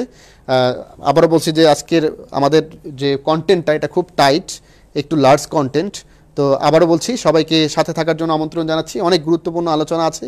এগুলো শুধুমাত্র যে পড়াশোনার জন্যই পড়তে হয় এমনটা নয়, এগুলো আমাদের জীবন সঙ্গীন বিষয়। প্রত্যেকটা বিষয়কে আমাদের জেনে রাখাটাও জরুরি। সুপ্রিয় শিক্ষার্থী বন্ধুরা, অর্জিত প্রতিরক্ষা ব্যবস্থা বা নির্দিষ্ট প্রতিরক্ষা ব্যবস্থা, তো নিয়ন্ত্রিত মাধ্যমের উপর ভিত্তি করে এই প্রতিরক্ষা ব্যবস্থা দু ধরনের। একটি হচ্ছে অ্যান্টিবডি নিয়ন্ত্রিত বা রস নির্ভর প্রতিরক্ষা, আর একটা হচ্ছে কোষ নিয়ন্ত্রিত প্রতিরক্ষা। আমরা একটু আগে অবশ্যই বিষয়গুলোর কিছুটা আলোচনা করেছিলাম। তো অ্যান্টিবডি নিয়ন্ত্রিত বা রস নির্ভর প্রতিরক্ষা ব্যবস্থা কোনটা? এখানে এ ধরনের প্রতিরক্ষা ব্যবস্থায় রক্তের বি লিম্ফোসাইট, তোমাদের নিশ্চয়ই মনে আছে লিম্ফোসাইটকে আমরা দুভাগে ভাগ করেছি। শ্বেত রক্তকণিকার লিম্ফোসাইটকে আমরা দুভাগে ভাগ করেছি, একটি হচ্ছে টি লিম্ফোসাইট আর একটি বি লিম্ফোসাইট। গত ক্লাসে আমি বলেছিলাম যে এগুলোকে সহজে মনে রাখার জন্য আমি বলেছিলাম টালটু সেল অ্যান্ড বল্টু সেল। এগুলো রূপক অর্থে, পরীক্ষার খাতায় আবার লিখতে যেও না, তাহলে সর্বনাশ হয়ে যাবে। হ্যাঁ, তো সুপ্রিয় শিক্ষার্থী, এই যে রক্তের বি লিম্ফোসাইট অনুপ্রবেশকারী অ্যান্টিজেন বা জীবাণুর বিরুদ্ধে অ্যান্টিবডি তৈরি করে এদের ধ্বংস করে। অ্যান্টিবডি নিয়ন্ত্রিত বা রস নির্ভর প্রতিরক্ষা ব্যবস্থা নিয়ে আমরা আলোচনা করছি। এরপর হচ্ছে যে এ ধরনের প্রতিরক্ষায় ব্যাকটেরিয়া, ভাইরাস, টক্সিন এবং অন্যান্য বিজাতীয় প্রোটিনের প্রতি বেশি সক্রিয়। অর্থাৎ এই যে ধরনের উপাদানগুলো বা প্যাথোজেনগুলোর কথা বলা হলো, এগুলোর প্রতি এগুলো অনেক বেশি সক্রিয়। এখানে দু ধরনের বি সেল দেখানো হচ্ছে। একটা হচ্ছে এখানে বোঝানো হচ্ছে যে নাইভ বি সেল, অনভিজ্ঞ। অর্থাৎ এখানে বি সেল বলতে আমরা আমাদের দেহের অভ্যন্তরে এই লিম্ফোসাইট কোষ থেকে যে বি লিম্ফোসাইট কোষ, এটাকে আমরা বি কোষও বলে থাকি। এই বি কোষটাকে আমরা অনেক সময় মেমোরি কোষও বলি। কেন মেমোরি কোষ বলি বিস্তারিত আলোচনা সামনে আমি করব, শুধু একটু এখানে বলে রাখি মেমোরি কোষ কেন ও রোগ জীবাণু সম্পর্কে যদি আগে থেকে দেহের মধ্যে কোনো জীবাণুর বিরুদ্ধে আইডেন্টিফাই করে ফেলে এই জীবাণুটা এই ধরনের কাজ করে, ভবিষ্যতে ওই জীবাণু যদি এই দেহের মধ্যে বারবার প্রবেশ করে তাহলে আগে থেকেই তাকে বলে হ্যাঁ আমি তো তোমাকে চিনি, তাহলে তোমার বিরুদ্ধে আমার একটা কি শক্তিশালী প্রতিরোধ ব্যবস্থা গড়ে তুলতে হবে। তো এই জন্য আমরা এটাকে বলেছি হলো মেমোরি সেল, এই বি কোষকে মেমোরি সেল বলেছি। তবে সব বি কোষই যে আমাদের মেমোরির মতো কাজ করে এমন না, কিছু কিছু বি কোষ আছে যেগুলো অনভিজ্ঞ, মানে তার আগে থেকে কোনো এরকম সেন্স নেই, জীবাণুর বিরুদ্ধে তার কোনো সেন্স নেই। আর কিছু বি কোষ থাকে যারা জীবাণুকে চিনতে পারে, জীবাণুকে আইডেন্টিফাই করতে পারে। তো আমরা এখানে লিম্ফোসাইটের বি সেলকেই আমরা বলেছি মেমোরি বি কোষ। তো কোষ নিয়ন্ত্রিত বা কোষ নিয়ন্ত্রিত প্রতিরক্ষা, আমরা কোষ নিয়ন্ত্রিত প্রতিরক্ষা কাকে বলছি? এ ধরনের প্রতিরক্ষা ব্যবস্থায় রক্তের টি লিম্ফোসাইট অনুপ্রবেশকারী অ্যান্টিজেন বা জীবাণুর বিরুদ্ধে বিশেষ রাসায়নিক পদার্থ তৈরি করে সরাসরি সংক্রমণকারী ভাইরাসকে, এমনকি ভাইরাস আক্রান্ত পোষক কোষকেও ধ্বংস করে ফেলে। আমরা একটু আগে জানলাম যে বি কোষ সেটা কি করলো, সে অ্যান্টিবডি প্রডিউস করে। বি কোষ প্লাজমা কোষ তৈরির মাধ্যমে অ্যান্টিবডি প্রডিউস করে। আর এখানে জানলাম টি লিম্ফোসাইট সে কি করে, অনুপ্রবেশকারী জীবাণু বা অ্যান্টিজেনের বিরুদ্ধে বিশেষ রাসায়নিক পদার্থ এইগুলো তৈরি করে সরাসরি সংক্রমণকারী ভাইরাস কিংবা ভাইরাস যে পোষক কোষের মধ্যে আক্রমণ করে কোষটাকেই ধ্বংস করে দিয়ে ভাইরাস সহ সেটাকে ধ্বংস করে ফেলে। এই ধরনের প্রতিরক্ষা ব্যাকটেরিয়া বা ভাইরাস আক্রান্ত পোষক কোষ বহুকোষী পরজীবী, ছত্রাক এবং ক্যান্সার কোষের উপর ক্রিয়াশীল অবস্থায় থাকতে দেখা যায়। তো অর্জিত প্রতিরক্ষা ব্যবস্থা বা নির্দিষ্ট প্রতিরক্ষা ব্যবস্থা আমরা এখন আলোচনা করব। অর্জিত বা নির্দিষ্ট প্রতিরক্ষা ব্যবস্থায় কোষ নিয়ন্ত্রিত প্রতিরক্ষা ব্যবস্থায় অংশগ্রহণকারী টি লিম্ফোসাইট কোষ 3 ধরনের হয়ে থাকে। কি কি 3 ধরনের হয় আমরা একটু দেখে নেই। একটু আগে যে আমরা আলোচনা করলাম যে রস নির্ভর প্রতিরক্ষা ব্যবস্থার ক্ষেত্রে, কেমিক্যাল রেসপন্সের ক্ষেত্রে টি লিম্ফোসাইট কি ভূমিকা পালন করে। বি লিম্ফোসাইট অ্যান্টিবডি প্রডিউস করে, টি লিম্ফোসাইট রাসায়নিক উপাদানের মাধ্যমে ভাইরাস কিংবা ভাইরাস সমেত যে পোষক কোষটি থাকে সেটাকে ধ্বংস করে। তো কোষ নিয়ন্ত্রিত এই টি লিম্ফোসাইট, কত ধরনের টি লিম্ফোসাইট কোষ পাওয়া যায়? 3 ধরনের। একটি হচ্ছে যে সাইটোটক্সিক বা কিলার টি সেল, অথবা অনেকে এটাকে বলে টিসি সেল। আমরা চিত্রে দেখতে পেলাম যে এগুলো টার্গেট কোষ এবং সাইটোটক্সিক সেল। টার্গেট কোষ একটি কোষকে টার্গেট করে এবং সেই কোষটাকে সরাসরি রাসায়নিক উপাদান ক্ষরণ করে সেটাকে ধ্বংস করে ফেলে। এরপর হচ্ছে হেল্পার টি সেল বা টিএইচ সেল। এরপর হচ্ছে সুপ্রেসর টি সেল। তাহলে আমরা জানলাম যে টি লিম্ফোসাইট, এখানে 3 ধরনের টি লিম্ফোসাইটকে নির্দেশ করা হয়েছে। একটি হচ্ছে কিলার টি সেল, একটি হচ্ছে হেল্পার টি সেল, আর একটি হচ্ছে সুপ্রেসর টি সেল। এই 3 ধরনের টি লিম্ফোসাইট সেলগুলো রাসায়নিক প্রতিবন্ধকতা তৈরি করার মাধ্যমে তারা দেহের মধ্যে একটি ডিফেন্স সিস্টেম তৈরি করে এবং সেটা অর্জিত প্রতিরক্ষা ব্যবস্থা বা নির্দিষ্ট প্রতিরক্ষা ব্যবস্থার অংশ হিসেবে কাজ করে। আমরা এখানে বিস্তারিত আলোচনা দেখতে পাচ্ছি। এই অংশটি আমরা দেখি যে এ ধরনের কোষ জীবাণু আক্রান্ত দেহকোষ, টিউমার ও ক্যান্সার কোষকে ধ্বংস করে। কিভাবে? এটি হচ্ছে কিলার সেল। একটু আগে যে আমরা টি কিলার সেলকে আলোচনায় নিয়ে আসলাম সেটি হচ্ছে কিলার সেল। এটি হচ্ছে ইনফেক্টেড উইথ এ ভাইরাস, একটা কোষ, দেহের একটা স্বাভাবিক কোষ যেটা কি হয়েছে ভাইরাস দ্বারা আক্রান্ত হয়েছে।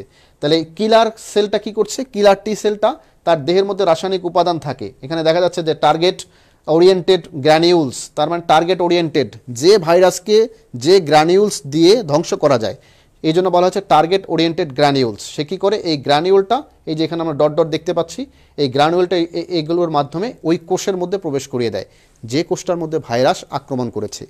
এতে হয় কি?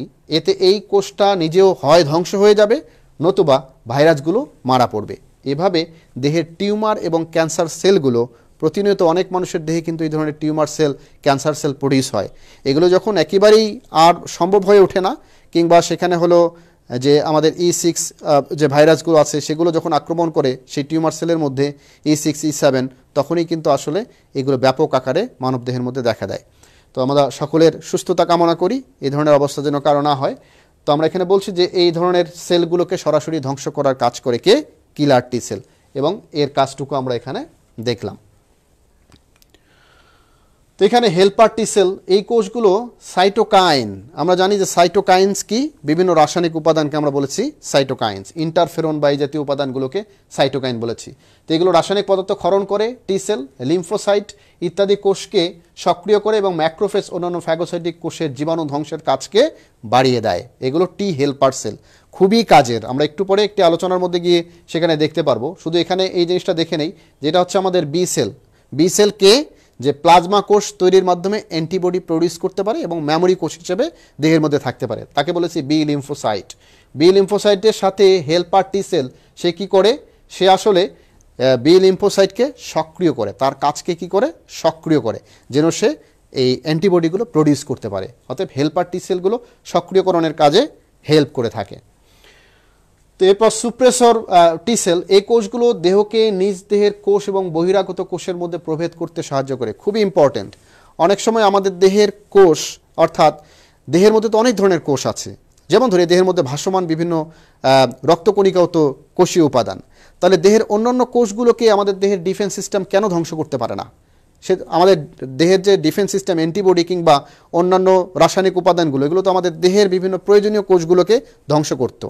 মনে রাখা জরুরি, সুপ্রেসর টি সেল বা রেগুলেটরি টি সেল, এটা কিন্তু আমাদের দেহের ভেতরের যে এগুলো দেহকোষ, দেহের অভ্যন্তরের প্রয়োজনীয় কোষ, এগুলো আমাদের দেহের ডিফেন্স সিস্টেমের প্রত্যেকটা কম্পোনেন্টকে কিন্তু এরা জানিয়ে দেয়, এই তুমি কার বিরুদ্ধে যুদ্ধ করছো, জীবাণুর বিরুদ্ধেই যুদ্ধ করো, এটা তো তোমার নিজের শরীর, এর বিরুদ্ধে যুদ্ধ করতে যেও না। এই কারণে আমাদের দেহের মধ্যে কিন্তু এই ধরনের যে উপাদানগুলো আছে, এগুলো আমাদের দেহকে কোনো ধরনের ক্ষতি করতে পারে না। তো এটাকে আমরা বলেছি হলো সুপ্রেসর টি সেল। নিশ্চয়ই তোমাদের মনে থাকবে এই বিষয়টি। এরপর আসি আমরা, আসলে তোমরা চিত্র দেখেই বুঝতে পারছো যে এটাকে আমরা কি বলেছি, ইমিউনোগ্লোবিউলিন বা অ্যান্টিবডি। তাহলে মানবদেহের প্রতিরক্ষায় অ্যান্টিবডির ভূমিকা কি সে সম্পর্কে আমরা আলোচনা করে নিই। তো অ্যান্টিবডিকে সরাসরি আমরা বলছি ইমিউনোগ্লোবিউলিন নামে পরিচিত। অ্যান্টিবডি এটা একটা প্রোটিন উপাদান, এটা হচ্ছে ইমিউনোগ্লোবিউলিন নামে পরিচিত এবং এটা ওয়াই আকৃতির। চিত্রে তোমরা দেখতে পাচ্ছ যে এখানে ওয়াই আকৃতির, এই ওয়াই আকৃতির এখানে হলো দুটো আলাদা আলাদা চেইন আছে। মাঝখানে যেটা আমরা দেখতে পাচ্ছি একেবারে ওয়াই শেপ, এটা হচ্ছে এই চেইনটাকে বলা হয় ভারী শিকল বা হেভি চেইন, এটাকে বলা হয় ভারী শিকল বা হেভি চেইন। এই অংশটাকে, এই জায়গাটাকে বলা হচ্ছে আসলে তার নেক বলা হয়ে থাকে।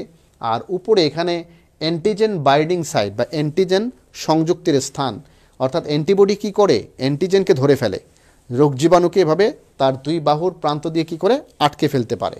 তো এখানে আমরা দেখলাম এখানে আরও কিছু স্থায়ী অঞ্চল আছে, অর্থাৎ এর মধ্যে কিছু স্থায়ী অঞ্চল আছে, এর মধ্যে কিছু অস্থায়ী অঞ্চল আছে, অর্থাৎ লাইট চেইন যেগুলো, হালকা শিকল যেগুলো, সেগুলোর মধ্যে কি থাকে, অস্থায়ী অঞ্চল আছে, এগুলো অস্থায়ী হয়ে যেতে পারে। তাহলে অ্যান্টিজেন সংযুক্তির স্থান এবং দুই ধরনের এরকম চেইন নিয়ে আমরা দেখতে পাচ্ছি যে অ্যান্টিবডিটা তৈরি। অর্থাৎ এটি দেখতে কিসের মতো, এটি বৃহৎ ওয়াই আকৃতির প্রোটিন যা বি সেল থেকে উৎপন্ন হয়। একটু আগে আমরা বারবার বলছিলাম যে বি সেল কি তৈরি করে, প্লাজমা সেল তৈরি করে। প্লাজমা সেল থেকে আবার কি প্রডিউস হয়, প্লাজমা সেল থেকে অ্যান্টিবডি প্রডিউস হয়। এই বিষয়গুলো কিন্তু বুঝতে হবে, বুঝে না পড়লে, মুখস্থ করলে, একসময় খেয়ে হারিয়ে ফেললে আসলে এটাকে কখনো খুব ভালো পর্যায়ে নিয়ে যাওয়া সম্ভব না, পরীক্ষাতেও ভালো করা সম্ভব না। তাহলে আমরা যদি এটা বুঝে পড়ি, খুব সহজেই আমরা কিন্তু এই বিষয়গুলো সম্পর্কে ধারণা লাভ করতে পারবো। তো এরপর হচ্ছে যে ব্যাকটেরিয়া বা ভাইরাসের মতো বহিরাগত অণুজীব চিহ্নিতকরণ এবং বিনাশকরণে প্রতিরক্ষা ব্যবস্থা অত্যন্ত গুরুত্বপূর্ণ ভূমিকা পালন করে কে, আমরা দেখতে পাচ্ছি যে একটি ভাইরাস, এটা এই ভাইরাসের চারদিকে এরা আক্রমণ করেছে এবং ভাইরাসের যে অ্যান্টিজেন আছে সেই অ্যান্টিজেনের সাথে এরা সংযুক্ত হয়ে সেটাকে ধ্বংস করা, চিহ্নিত করা এবং ধ্বংস করার ক্ষেত্রে তারা কাজ করে যাচ্ছে। তো একই ধরনের দুটি ভারী পলিপেপটাইড শিকল, ওই যে হেভি চেইন যেটাকে বলেছি, দুটি ভারী শিকল, এই দুটি হচ্ছে পলিপেপটাইড, পিঙ্ক কালার যে শিকল দুটি, এই দুটি ভারী শিকল। আর পাশে যে দুটি হালকা সবুজ কালার, এই দুটি হচ্ছে হালকা শিকল। আর উপরের দিকে আমরা দেখতে পাচ্ছি এখানে অ্যান্টিজেন সংযুক্তির স্থান দেখানো হয়েছে, যেখানে অ্যান্টিজেন এসে সংযুক্ত হতে পারে।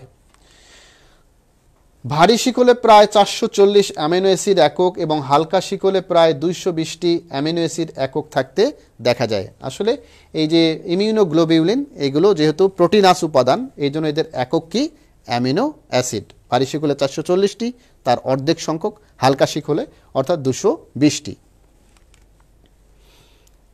আর শিকলগুলোর মাঝখানে যে বন্ড দেখা যায়, এই যে দুটি শিকলের মাঝখানে এই যে কালো রঙের যে আমরা বন্ড দেখতে পাচ্ছি, এই বন্ডগুলোকে আমরা বলেছি হলো ডাইসালফাইড বন্ড। এই বন্ডগুলোকে বলেছি ডাইসালফাইড বন্ড। এই বন্ডগুলো দিয়ে একটি শিকল আরেকটি শিকলের সাথে যুক্ত অবস্থায় থাকতে পারে। তো সুপ্রিয় শিক্ষার্থী বন্ধুরা, ইমিউনোগ্লোবুলিন কিংবা অ্যান্টিবডি কত ধরনের সেটা আমাদের জেনে রাখা জরুরি। তো আমরা দেখতে পাচ্ছি যে immunoglobulin A, D, E, G, M, এই ধরনের ইমিউনোগ্লোবুলিনগুলো পাওয়া যায়। 5 ধরনের ইমিউনোগ্লোবুলিন আছে। এটাকে আইজিএ, আইজিডি, আইজিই, আইজিজি এবং আইজিএম নামে। তো আমরা পাশে এখানে দেখতে পাচ্ছি যে এই ইমিউনোগ্লোবুলিনগুলোর ক্ষেত্রে আবার এখানে কি দেখতে পাচ্ছি, এগুলো মনোমার, কিছুটা আছে মনোমার, কিছুটা আছে ডাইমার, আর কিছুটা আছে পেন্টামার। এগুলো হচ্ছে মনোমার, যেটা পাশাপাশি দুটো ওয়াইয়ের মতো শিকল দেখা যাচ্ছে, এগুলো সবগুলো মনোমার। কে মনোমার? ইমিউনোগ্লোবুলিন ডিইজি, ডিইজি এরা হচ্ছে মনোমার। আর ডাইমারকে ইমিউনোগ্লোবুলিন এ, সে হচ্ছে ডাইমার। তার মানে এখানে দুটো একসাথে যুক্ত হয়েছে। আর পেন্টামার 5টা একসাথে এরকম যুক্ত হয় ইমিউনোগ্লোবুলিন এম। তাহলে সহজে মনে রাখতে হবে আমাদের ডিইজি এগুলো হচ্ছে মনোমার, ইমিউনোগ্লোবুলিন এ এটা হচ্ছে ডাইমার, আর পেন্টামার এটা কে? এটা হচ্ছে ইমিউনোগ্লোবুলিন এম। আমরা খুব সহজেই এই 5টির নাম মনে রাখবো। অনেক সময় পরীক্ষায় সরাসরি এগুলো নামগুলো লিখতে বলে। তো এবার আমরা দেখে নেই যে অ্যান্টিবডির প্রকারভেদের ক্ষেত্রে চিত্রগুলো সহ যদি আমরা পাশাপাশি একটু দেখি, আলোচনা করি এবং এরা কোথায় থাকে, কোন ধরনের অ্যান্টিবডি কোথায় থাকে সেটা একটু দেখে নেই। যে ইমিউনোগ্লোবুলিন এ, এটাকে আমরা কি বলেছি যে অন্ননালী, শ্বাসনালী এবং রেচনজনন নালীতে পাওয়া যায়। এরা এই সকল অঞ্চলে জীবাণুর কলোনি গঠন এবং বংশবিস্তারে প্রতিহত করে। এছাড়া লালা, অশ্রু এবং দুধেও ইমিউনোগ্লোবুলিন এ পাওয়া যায়। এই যে কোথায় লোকেশনগুলো, কোন কোন অঞ্চলে পাওয়া যায়, এগুলো কিন্তু খাতায় আলাদা করে নোট করতে হবে। বিস্তারিত আলোচনা নোটের মধ্যে লেখার দরকার নেই। ছোট ছোট এই তথ্যগুলো যদি লিখে নাও আর এগুলো যদি একটু ভালো করে বারবার দেখো, রিভিশন করো, অনুশীলন করো, তাহলেই কিন্তু একটি বিষয় সম্পর্কে পরিষ্কার বা স্বচ্ছ ধারণা পাওয়া সম্ভব। এরপর আসি হলো ইমিউনোগ্লোবুলিন ডি। সেরামে খুব অল্প পরিমাণে পাওয়া যায়। এখন যদি প্রশ্ন করা হয় সেরাম কি, তাই না? কিংবা অনেকে আমাকেও প্রশ্ন করতে পারো, স্যার সেরাম বলতে কি বুঝি? সেরাম হচ্ছে আমাদের রক্তকণিকার যে অংশটা জমাট বাঁধার পর একেবারেই প্রোটিনাস, অর্থাৎ আমরা যেটাকে বলছি রক্তের মধ্যে যে কী থাকে, দুটি অংশ থাকে, একটা হলো রক্তের প্লাজমা আর একটা হলো কি রক্তকণিকা। প্লাজমাটার যে প্রোটিনাস অংশটা, সেটা যদি আলাদা করা হয়, জমাট বাঁধা অংশটা আলাদা করা হয়, করার পরে যে অংশটা পাওয়া যায় তাকে বলা হচ্ছে কি সেরাম। হালকা হলুদাভ এক ধরনের উপাদান হচ্ছে কি রক্তের সেরাম। তাহলে সেরামে খুব অল্প পরিমাণে পাওয়া যায়। এরা মূলত অ্যান্টিজেন রিসেপ্টর হিসেবে কাজ করে আর অ্যান্টিমাইক্রোবিয়াল উপাদান তৈরিতে বেসোফিল এবং মাস্ট কোষকে কি করে? সক্রিয় করে। অ্যান্টিমাইক্রোবিয়াল উপাদান তৈরিতে বেসোফিল এবং মাস্ট কোষকে সক্রিয় করে। এই কাজগুলো সম্পর্কে একটু ধারণা থাকা জরুরি। এরপর হচ্ছে ইমিউনোগ্লোবুলিন ই। এরা অ্যালার্জির বিরুদ্ধে আবদ্ধকরণ প্রক্রিয়ায় প্রতিরোধ ব্যবস্থা গড়ে তোলে। আমাদের দেহে বিভিন্ন ধরনের অ্যালার্জিক্যাল বিষয় থাকে। মাস্ট এবং বেসোফিলকে হিস্টামিন ক্ষরণের জন্য উদ্দীপ্ত করে। আমরা জানি যে আমরা এই মাস্ট এবং বেসোফিল এগুলো থেকে এক ধরনের রাসায়নিক উপাদান ক্ষরণ হিস্টামিন। এছাড়া কৃমি জাতীয় পরজীবীকে প্রতিহত করে। এই ধরনের অ্যান্টিবডিগুলো আমাদের বডিতে 5 ধরনের অ্যান্টিবডি থাকে। আমরা আলোচনা করছি অ্যান্টিবডিগুলো সম্পর্কে এবং এই পর্যায়ে ইমিউনোগ্লোবুলিন ই নিয়ে আলোচনা করছি, যারা কৃমি জাতীয় পরজীবীকে প্রতিহত করতে পারে। এরপর এরা আক্রমণকারী অণুজীবের বিরুদ্ধে প্রতিরক্ষা ব্যবস্থার বেশিরভাগই নিয়ন্ত্রণ করে থাকে। অমরা ভেদ করে মায়ের দেহ থেকে ভ্রূণের দেহে প্রতিরক্ষা ব্যবস্থা গড়ে তোলে। ইমিউনোগ্লোবুলিন জি। এরপর হচ্ছে ইমিউনোগ্লোবুলিন এম। একমাত্র ওই পেন্টামেয়ারযুক্ত যে অংশটা তাকে বলছে ইমিউনোগ্লোবুলিন। এটি বি সেলের সারফেসে মনোমার হিসেবে উপস্থিত থেকে সেখান থেকে অ্যান্টিজেন আবদ্ধকরণের রিসেপ্টর হিসেবে কাজ করে। তো অ্যান্টিবডির ক্রিয়া কৌশল, কীভাবে একটা অ্যান্টিবডি কাজ করে সেটা আমরা একটু দেখে নেই। এটা হচ্ছে একটি প্রতিরক্ষা কোষ, প্রতিরক্ষা সেল, এটাকে ধরে নেই। তো তার সাথে কি আছে, যে প্রতিরক্ষা কোষের সাথে কে যুক্ত হয়? একটা এখানে প্রতিরক্ষা কোষের একটা রিসেপ্টর থাকে, একটা গ্রাহক থাকে। সেই গ্রাহকের সাথে যুক্ত হয় অ্যান্টিবডি। এবং এটা আমরা দেখতে পাচ্ছি একটি আক্রান্ত কোষ, যে আক্রান্ত কোষের মধ্যে অনেকগুলো অ্যান্টিজেন দেখতে পাওয়া যাচ্ছে। এগুলো ব্যাকটেরিয়া কিংবা অন্যান্য জীব হতে পারে। এই আক্রান্ত কোষের মধ্যে যে অ্যান্টিজেনের সাথে যুক্ত হয় কি আবার অ্যান্টিবডি। তাহলে এই অ্যান্টিবডি যুক্ত হওয়ার পর এই অ্যান্টিজেনগুলোকে কি করে? ধ্বংস করে। ফলে এভাবেই এই কোষটা কি হয়ে যায়? ধ্বংস হয়ে যায়। তাহলে আমাদের দেহের বিভিন্ন প্রতিরক্ষা কোষ, তার মধ্যে রিসেপ্টর থাকে, সেই রিসেপ্টরগুলোর সাথে অ্যান্টিবডি যুক্ত হয়। এই অ্যান্টিবডি আবার অ্যান্টিবডি এবং অ্যান্টিজেন সংযুক্তির যে আমরা ওয়াই আকৃতির শেপ দেখলাম, যেখানে অ্যান্টিজেন সংযুক্তির স্থান, তার সাথে যুক্ত করে অ্যান্টিজেনকে কী করে সংযুক্তকরণ করে, চিহ্নিতকরণ করে, ধ্বংস করে ফেলে। এই প্রক্রিয়ার মাধ্যমে আমাদের দেহের মধ্যে এই কাজটা হয়। তো এখানে কতগুলো ধাপ আছে, ধাপগুলো হচ্ছে কমপ্লিমেন্ট। আবার একটু দেখি আমরা, এখানে কয়েকটা ধাপ দেখতে পাচ্ছি। একটি হচ্ছে কমপ্লিমেন্ট ফিক্সেশন, নিউট্রালাইজেশন এবং অ্যাগ্লুটিনেশন। কমপ্লিমেন্ট কি করবে, ওই যে প্রতিরক্ষা কোষের সাথে কমপ্লিমেন্ট ফিক্সড করবে এবং এখানে যে অ্যান্টিজেনটা আসবে অ্যান্টিজেনকে নিষ্ক্রিয়করণ করবে। অ্যাগ্লুটিনেশন, তার সাথে আবার কি করবে, যুক্ত হয়ে এটাকে ধ্বংস করে ফেলবে। এই তিনটি প্রসেস আবারও মনে রাখি, কিংবা আমরা অ্যারো চিহ্ন দিয়ে খাতায় লিখতে পারি। একটা হচ্ছে কমপ্লিমেন্ট ফিক্সেশন, অ্যান্টিবডির ক্রিয়া কৌশল, কমপ্লিমেন্ট ফিক্সেশন, নিউট্রালাইজেশন এবং অ্যাগ্লুটিনেশন। এই প্রসেসের মাধ্যমে আসলে এই ধরনের অ্যান্টিবডিগুলো বিভিন্ন জীবাণু ধ্বংসের ক্ষেত্রে কাজ করে। তো সুপ্রিয় শিক্ষার্থী, দেহের প্রতিরক্ষা ব্যবস্থায় টিকার ভূমিকা, টিকা ভ্যাকসিন কিভাবে আমাদের দেহের মধ্যে প্রতিরক্ষা ব্যবস্থা তৈরি করে, খুবই মজার বিষয়। চলো আমরা বিষয়টি একটু জেনে নেই। কি এটা দেখে কি মনে হচ্ছে যে এরকম কোনো টিকা আবিষ্কৃত হয়েছে কি না? না, আসলে খুবই দুঃখের বিষয়, পরিতাপের বিষয়, এখনও এই ভাইরাসের কোভিড-19-এর কোনো টিকা আবিষ্কৃত হয়নি। তো যদি আবিষ্কৃত হয় সে প্রত্যাশা আমরা বসে আছি কিন্তু সবাই। তো যাই হোক, টিকা একটি জৈব প্রস্তুত উপাদান যা সুনির্দিষ্ট রোগ জীবাণুর বিরুদ্ধে দেহে একটি উন্নত প্রতিরক্ষামূলক ব্যবস্থা তৈরি করতে পারে। এখন যদি প্রশ্ন করা হয় টিকা কেন দেয়া হয়, টিকা দেয়া হয় এই কারণে যে ছোটোবেলা থেকে তোমরা অনেকেই টিকা গ্রহণ করেছো, বড় হয়েও বিভিন্ন রোগের টিকা নিতে হয়। যেমন হ্যাপাটাইটিস বি এর টিকা অনেকেই বড় হওয়ার পরে যে কোনো সময় নিতে পারে। তো যাই হোক, এই যে টিকাগুলো কেন নিতে হয়, টিকা মানুষ কেন আগে থেকে দেয়? কারণ যে রোগ আমাদেরকে আক্রমণ করবে সেই রোগের জীবাণু দিয়েই কিন্তু টিকা তৈরি করা হয়। তো আমরা হয়তো একটু পরে সেই বিষয়টা নিয়ে আরও বিস্তারিত জানবো। তবে এখানে শুধু জেনে নেই যে টিকাটা তৈরি করা হয় জৈব প্রস্তুত উপাদান যা সুনির্দিষ্ট রোগ জীবাণুর বিরুদ্ধে দেহের মধ্যে একটা ডিফেন্স সিস্টেম তৈরি করবে। টিকা মানে এই নয় সে নিজে গিয়ে রোগ জীবাণুর বিরুদ্ধে কাজ করবে। টিকা মানে হচ্ছে এই রোগ সম্পর্কে বডিকে আগে থেকেই প্রস্তুত করে রাখা, অ্যান্টিবডি প্রডিউস করে সেই রোগ সম্পর্কে বস্তুকে বা সেই রোগ সম্পর্কে আমাদের দেহকে কি করা, প্রস্তুত করে রাখা। সেটা হচ্ছে টিকার কাজ। আবার বলি, টিকা কোনো ওষুধ নয়, ভ্যাকসিন কোনো ওষুধ নয়। ভ্যাকসিন কোনো সরাসরি রোগ জীবাণুর বিরুদ্ধে কাজ করে না। রোগ জীবাণুর বিরুদ্ধে কাজ করার জন্য আমাদের বডিতে ডিফেন্স সিস্টেম তৈরি করে রাখে অ্যান্টিবডি তৈরির মাধ্যমে। তো টিকা কে আবিষ্কার করে, আমরা ফার্স্ট আলোচনার মধ্যে আমরা জেনেছিলাম প্রথম পর্বের মধ্যে গত ক্লাসে যে বিজ্ঞানী এডওয়ার্ড জেনার 1796 উনি আসলে কাউপক্সের যে জীবাণু আছে সেটা দিয়ে মানুষের স্মল পক্স যেটা হয়েছিল চিকেন পক্স, সেই স্মল পক্সের যে টিকা বা অ্যান্টিবডি ছিল সেটা তিনি আবিষ্কার করেন এবং অনেক মানুষের জীবন তিনি তার মাধ্যমে কিন্তু আল্লাহ রাব্বুল আলামিন সেভ করার জন্য আসলে সহায়তা করেছেন। তো আমরা প্রত্যাশা করছি আমাদের সামনে এরকম কোনো একজন আসবেন মানুষ যিনি আসলে এই মুহূর্তে করোনার ক্রান্তিকালে উনি হয়তো আমাদেরকে রক্ষা করার ক্ষেত্রে কাজ করবেন।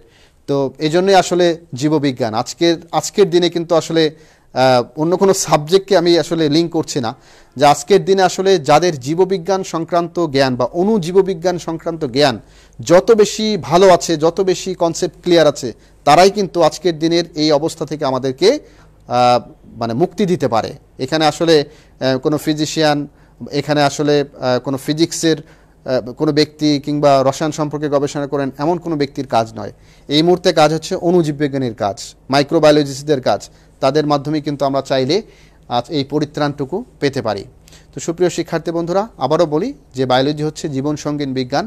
এটাকে ভালোভাবে পড়তে হবে, এটাকে মুখস্থ না, এটাকে আত্মস্থ করতে হবে, বুঝে বুঝে এই বিষয়গুলো পড়তে হবে। তো আমরা দেখে নিলাম একজন মহামানব যাকে বলাই যায়, যিনি হচ্ছে বিজ্ঞানী এডওয়ার্ড জেনার্স। উনি সর্বপ্রথম টিকা আবিষ্কার করেন। টিকা তৈরির কলাকৌশল কি, কীভাবে টিকা প্রস্তুত করা হয়? তোমরা জানো যে মিথো প্যাথোজেন দিয়ে টিকা প্রস্তুত করা হয়। প্রজননে অক্ষম এমন জীবিত প্যাথোজেন ব্যবহার করা হয় যেগুলো স্টেরাইল করা হয়, যারা পরবর্তীতে আর কি করতে পারে না, অন্য কোনো জীবাণু তার থেকে আর প্রডিউস করতে পারে না। খুব কাছাকাছি সম্বন্ধপরতার প্যাথোজেন ব্যবহার করা হয় যা পোষক কোষ দেহের কোনো ক্ষতি করে না। অর্থাৎ এমন অনেক, যেমন কোভিড-19, এটা হয়তো করোনা ভাইরাসের এইটা হয়তো মানবদেহের শ্বাসনালীর জন্য বা অন্যান্য অর্গানগুলোর জন্য খুবই থ্রেটফুল, কিন্তু এই কোভিডের আরও অনেক ধরনের কাছাকাছি সম্বন্ধপরতার অনেকগুলো স্পিসিস থাকতে পারে, যারা হয়তো মানুষের এত ক্ষতি করছে না, অন্য কোনো জীবের এত ক্ষতি করছে না, তাদের দিয়ে হয়তো দেখা যাবে যে একদিন, কিংবা কোভিড থেকে সরাসরি নির্জীব করে, কোভিড-19কে নির্জীব করে হয়তো একদিনের টিকা বানানো সম্ভব হবে।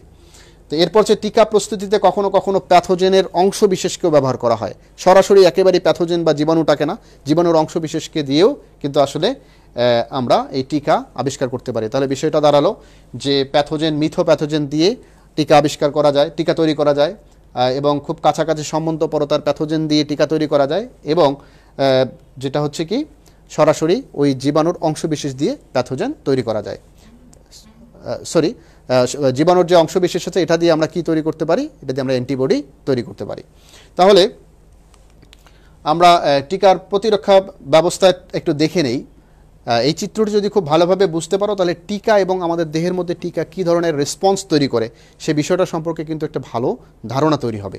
সুপ্রিয় শিক্ষার্থী বন্ধুরা, ধরে নেই মানব দেহের মধ্যে কোনো একটি টিকা তৈরি করে রোগ জীবাণু দিয়েই টিকা বানানো হয়। আবারও বলি, জীবাণুর যে অ্যান্টিজেনটা আছে সেটাকে ব্যবহার করেই টিকা তৈরি করা হচ্ছে। তাহলে মানুষের দেহের মধ্যে ধরে নাও যে হাম রুবেলা এর টিকা মানুষের দেহে, MMR, তোমরা জানো যে হাম রুবেলার টিকা বা এই জাতীয় 3টা রোগের ক্ষেত্রে কাজ করে, অথবা BCG টিকা, অথবা হেপাটাইটিস বি এর টিকা, এই ধরনের কোনো একটা টিকা দেহের মধ্যে প্রবেশ করানো হলো আগে। তাহলে এই টিকাটা যখন প্রবেশ করানো হয়, এটাকে আমরা ব্যাকটেরিয়া বলছি। টিকার ভেতর দিয়ে জীবাণু ঢোকালাম, জীবাণু বা ব্যাকটেরিয়া যে অ্যান্টিজেন আছে, এই অ্যান্টিজেনকে সরাসরি বি কোষের কাজ হলো, দেহের মধ্যে যদি কোনো জীবাণু প্রবেশ করে সে প্রহরী, অতন্দ্র প্রহরীর মতো কাজ করে। বি কোষ এসেই বলে হ্যালো, শো ইউর আইডি। তখন জীবাণু হয়তো বুঝে ফেলে যে এটা হচ্ছে বি কোষ। জীবাণু তো আসলে আইডি দেখাতে ব্যর্থ, এটা রূপক অর্থে, গল্পের অর্থে বলছি আমি। তো বি কোষটা কী করে? প্রহরী কিংবা সে সেন্ট্রির মতো কাজ করে। হ্যাঁ, সে কি করে? সর্বপ্রথম তাকে বলে যে হ্যাঁ দাঁড়াও, আমি তোমাকে চেক করব, তুমি কে। তখন বি কোষটা আসলে প্লাজমা কোষ প্রডিউস করে, অনেক প্লাজমা কোষের মাধ্যমে সে অ্যান্টিবডি প্রডিউস করে, বুঝতে পারে যেটা হচ্ছে জীবাণু। তাহলে এর মধ্যে তাহলে সে তখন শেষ পর্যন্ত অনেকগুলো যখন অ্যান্টিবডি প্রডিউস হয়, তখন সে বলে জীবাণুর বিরুদ্ধে আক্রমণ, অর্থাৎ এভাবেই জীবাণুকে ধ্বংস করে ফেলে। আমরা জানি যখন টিকার মাধ্যমে জীবাণু প্রবেশ করলো, তখন অ্যান্টিজেনের সাথে কে? বি লিম্ফোসাইট, সে এসে অ্যান্টিজেনকে কী করে? প্রথমে আইডেন্টিফাই করে, তারপর সে কী করে? নিজে এখানে অনেকগুলো ক্লোন তৈরি করে, তার অনেকগুলো বি কোষের ক্লোন তৈরি করে, বি লিম্ফোসাইট কোষ, মনে রাখতে হবে। ক্লোন তৈরির পর সে নিজে আবার আরও কিছু ক্লোন বানায়, সেগুলোর নাম হয় বি মেমোরি কোষ। বি কোষটা তো যে জীবাণুকে চিনলো, সে কিন্তু এবার তার মেমোরি তৈরি হলো, সে অভিজ্ঞ, সে ওই জীবাণুকে, দেহের ভেতরের প্রবেশিত জীবাণুকে সে চিনতে পারে, সে কিন্তু এবার অভিজ্ঞ। তাহলে এই অভিজ্ঞগুলোকে বলছি আমরা মেমোরি বি কোষ। কিছু বি কোষ আবার কি তৈরি করে? প্লাজমা কোষ তৈরি করে। প্লাজমা কোষের কাজ হলো এরা অ্যান্টিবডি প্রডিউস করা। অ্যান্টিবডি এবং অ্যান্টিজেন সংবন্ধিত হয়ে এই জীবাণুটাকে কি করে? ধ্বংস করে ফেলে। ফলে বাইরে থেকে আগত এমনি তো নিষ্ক্রিয় বা মৃত উপাদান প্যাথোজেন দিয়ে আমরা আসলে অ্যান্টিবডি প্রডিউস করি। তাহলে এই অ্যান্টিবডিগুলো কি হচ্ছে? সরাসরি এই জীবাণুর বিরুদ্ধে কাজ করে। আর মেমোরি বি সেল বডিতে কিন্তু শক্তিশালী একটা অ্যান্টিবডি প্রডিউসের কারখানা হিসেবে থেকে গেল, বা অতন্দ্র প্রহরী হিসেবে, আরও শক্তিশালী যোদ্ধা হিসেবে থেকে গেল। এটা হচ্ছে প্রাইমারি প্রতিক্রিয়া। এবার আমরা টিকার সেকেন্ডারি প্রতিক্রিয়াটা দেখে নেই। আমরা সেকেন্ডারি প্রতিক্রিয়া দেখলাম। এবার আর বাইরে থেকে ইনজেক্ট করে আমরা আর কিছু প্রবেশ করলাম না, এমনি এমনি জীবাণু কারো দেহের ভেতরে প্রবেশ করলো। তো এই জীবাণু যখন প্রবেশ করলো, তখন আগে থেকেই মেমোরি বি সেল সে কিন্তু আগে থেকেই জানে, ও তুমি, হ্যাঁ আমি তো তোমাকে চিনি, অনেক দিন থেকে তোমার জন্য আমি ওয়েট করতেছি, okay I want to fight with you. তো এবার সে কি করলো? সে নিজে সোলজার বাড়িয়ে ফেললো, সৈন্য সংখ্যা বাড়িয়ে ফেললো, মেমোরি বি কোষগুলো অনেক ক্লোন করে সৈন্য বাড়িয়ে ফেললো। একদিকে সে কিছু মেমোরি সেল হিসেবে থেকে গেল, আর একদিকে সে প্লাজমা কোষ নামে আরও কিছু শক্তিশালী সোলজার বানিয়ে ফেললো। প্লাজমা কোষ কী করলো? স্বভাবতই প্লাজমা কোষের কাজ হলো এই অ্যান্টিবডি প্রডিউস করা। তো এই অ্যান্টিবডিগুলো দেহে তৈরি করার মাধ্যমে এই জীবাণুর বিরুদ্ধে দেহের মধ্যে শক্তিশালী একটা প্রতিরোধ ব্যবস্থা তৈরি হয়ে গেল। ফলে এই রোগ জীবাণু যতই মানুষের দেহে প্রবেশ করুক, আর এটা কি করতে পারে না? মানুষের কোনো ক্ষতি করতে পারে না। তাহলে ফার্স্ট স্টেজে, প্রাইমারি ফেজে দেখলাম যে আমরা জীবাণু প্রবেশ করালাম, দেহকে সক্রিয়করণ করে রাখলাম সেই জীবাণুর বিরুদ্ধে কাজ করার জন্য, আর পরে ওই জীবাণুটা যদি প্রবেশ করে সেকেন্ডারি ফেজে দেখলাম, তাহলে মানুষের আর কোনো ক্ষতি হচ্ছে না। এই হচ্ছে টিকা বা ভ্যাকসিনের মূল কাজ। তো আমরা প্রাইমারি প্রতিক্রিয়ায় যে কাজগুলো দেখেছি সেটা চিত্রের মাধ্যমে এখানে দেখতে পাচ্ছি। বি লিম্ফোসাইট ক্লোন করে, প্লাজমা কোষ তৈরি করে, বি মেমোরি কোষ তৈরি হয়, অ্যান্টিবডি প্রডিউস করে। সেকেন্ডারি প্রতিক্রিয়ায় এই বি মেমোরি কোষগুলো আবার প্যাথোজেন বা জীবাণুকে সংবন্ধন করে এবং এগুলোর ক্লোন তৈরি করে এবং প্লাজমা কোষ তৈরি করে আর নিজেও কিছু আবার দেহের মধ্যে থেকে যায়। এভাবে তারা প্রাইমারি এবং সেকেন্ডারি প্রতিক্রিয়া ব্যবস্থা তৈরি করার মাধ্যমে দেহকে একটা শক্তিশালী প্রতিরোধ ব্যবস্থার মাধ্যমে নিয়ে যায়। এই যে এখানে আমরা দেখতে পাচ্ছি বি সেল, বি লিম্ফোসাইট, সে বলছে স্টপ শো আইডি, তার মানে জীবাণুকে প্রবেশের আগে সে কী করে নিজের একটু পাণ্ডিত্য জাহির করে, হ্যাঁ আমি তোমাকে চিনি, দাঁড়াও কে তুমি, তোমার পরিচয় দিয়ে যাও। দেহের মধ্যে যে জীবাণু প্রবেশ করুক তাকে কিন্তু এই বি সেলকে ফেস করতে হয়, ফেস করে দেহের ভিতরে প্রবেশ করতে হয়। কিন্তু করোনা বা কোভিড-19 এই বি সেলকেই কিল করতেছে, অর্থাৎ বি সেলকে দেখলেই যেই তার সামনে যাচ্ছে কোভিড-19 কিংবা এই জাতীয় শক্তিশালী যেগুলো আছে যারা আমাদের ইমিউনো সিস্টেমকেও ধ্বংস করে ফেলতে পারে, এই জীবাণুগুলো বি সেলকে এদেরকেই ধ্বংস করে ফেলতেছে। ফলে আমাদের দেহের মধ্যে আসলে ওই ধরনের অ্যান্টিবডিগুলো প্রডিউস হওয়ার আর ক্ষমতা তৈরি হচ্ছে না। তবে হ্যাঁ, যার দেহের মধ্যে অ্যান্টিবডি তৈরি করার ক্ষমতা অনেক বেশি, যার দেহটা মোটামুটি নিরোগ, যে নিয়ম মেনে চলে, তাদের ক্ষেত্রে কিন্তু এই বি সেলগুলো অনেক বেশি পরিমাণে প্রডিউস হয়, টি লিম্ফোসাইট অনেক বেশি পরিমাণে প্রডিউস হয় এবং তার দেহের মধ্যে যে অন্যান্য কোষগুলো আছে, ইন্টারফেরন, মাস্ট সেল এবং ম্যাক্রোফেজ সেলগুলো, নিউট্রোফিল, এগুলো সবাই মিলে কিন্তু একটা ভালো প্রতিরক্ষা তৈরি করে। তখন কিন্তু জীবাণু নাজেহাল অবস্থার মতো তৈরি হয়। আর এই ধরনের সেলগুলো প্রডিউস করার জন্য আসলে আমাদের বডিকে বুস্ট আপ করতে হয়, আমাদের নিয়মিত ব্যায়াম করতে হয়, পরিমিত আহার গ্রহণ করতে হয়, সুষম খাদ্য গ্রহণ করতে হয় এবং যে খাবারগুলো আসলে আমাদের ইমিউনো সিস্টেমটাকে ভালো রাখে এই কাজগুলো করতে হয়। তো সুপ্রিয় শিক্ষার্থী বন্ধুরা, প্রত্যাশা করছি তোমরা ঘরে থেকে এই মুহূর্তে যেমন এই কাজ পড়াশোনাও যেমন করছো, পাশাপাশি নিজেদেরকে কিন্তু এই অনুশীলনগুলোর মধ্যেও তোমাদেরকে রাখতে হবে। সুপ্রিয় শিক্ষার্থী, এবার আমরা দেখে নেই যে মানবদেহের প্রতিরক্ষা ব্যবস্থায় স্মৃতিকোষের ভূমিকা কি। একটু আগে আমরা মেমোরি বি সেল সম্পর্কে জানলাম। কোত্থেকে বি সেল প্রডিউস হয়? আবারও বলি, বি লিম্ফোসাইটগুলোই বি মেমোরি কোষে প্রডিউস হচ্ছে। আমাদের আজকে একেবারে সময়ের প্রায় শেষ দিকে চলে এসেছি আমরা, তবে আমরা খুব দ্রুত এই কাজটা করে ফেলি। যে স্মৃতিকোষগুলো কি করে, এটা শ্বেত রক্তকণিকা থেকে প্রডিউস হয় এবং আমরা জানি যে মেমোরি টি কোষ, মেমোরি বি কোষ, এগুলো স্মৃতিকোষ। আর মেমোরি টি কোষকে আবার দুভাগে ভাগ করেছি, একটি হচ্ছে কেন্দ্রীয় মেমোরি টি কোষ আর একটা হচ্ছে ইফেক্টর মেমোরি টি কোষ। এই দুই ভাগে এটাকে আমরা ভাগ করেছি। তো কেন্দ্রীয় মেমোরি টি কোষ তারা কি করে, সরাসরি জীবাণুকে শনাক্তকরণ করতে পারে, তার বিরুদ্ধে অ্যান্টিবডি প্রডিউসের ক্ষেত্রে সহায়তা করে থাকে। আর মেমোরি বি কোষ আমরা জানলাম অ্যান্টিজেন, মেমোরি বি কোষ সে প্লাজমা কোষ তৈরি করতে পারে এবং পাশাপাশি এই মেমোরি বি কোষ নিজেও দেহের ভেতরে অতন্দ্র প্রহরী হিসেবে কিন্তু এখানে কাজ করতে পারে। তো আমরা এই বিষয়গুলো সম্পর্কে এতক্ষণ ভালোভাবেই আলোচনা করলাম, ভালোভাবে জানলাম যে মেমোরি টি সেল এবং মেমোরি বি সেল এগুলো কীভাবে আমাদের দেহকে সুরক্ষা করে। তো চলো শিক্ষার্থী বন্ধুরা, আমরা একেবারেই আমাদের আলোচনা শেষ প্রান্তে আছি। তো কিছু মূল্যায়ন দেখে নেই। ম্যাক্রোফেজ কী, এই ধরনের প্রশ্ন পরীক্ষায় আসার উপযোগী।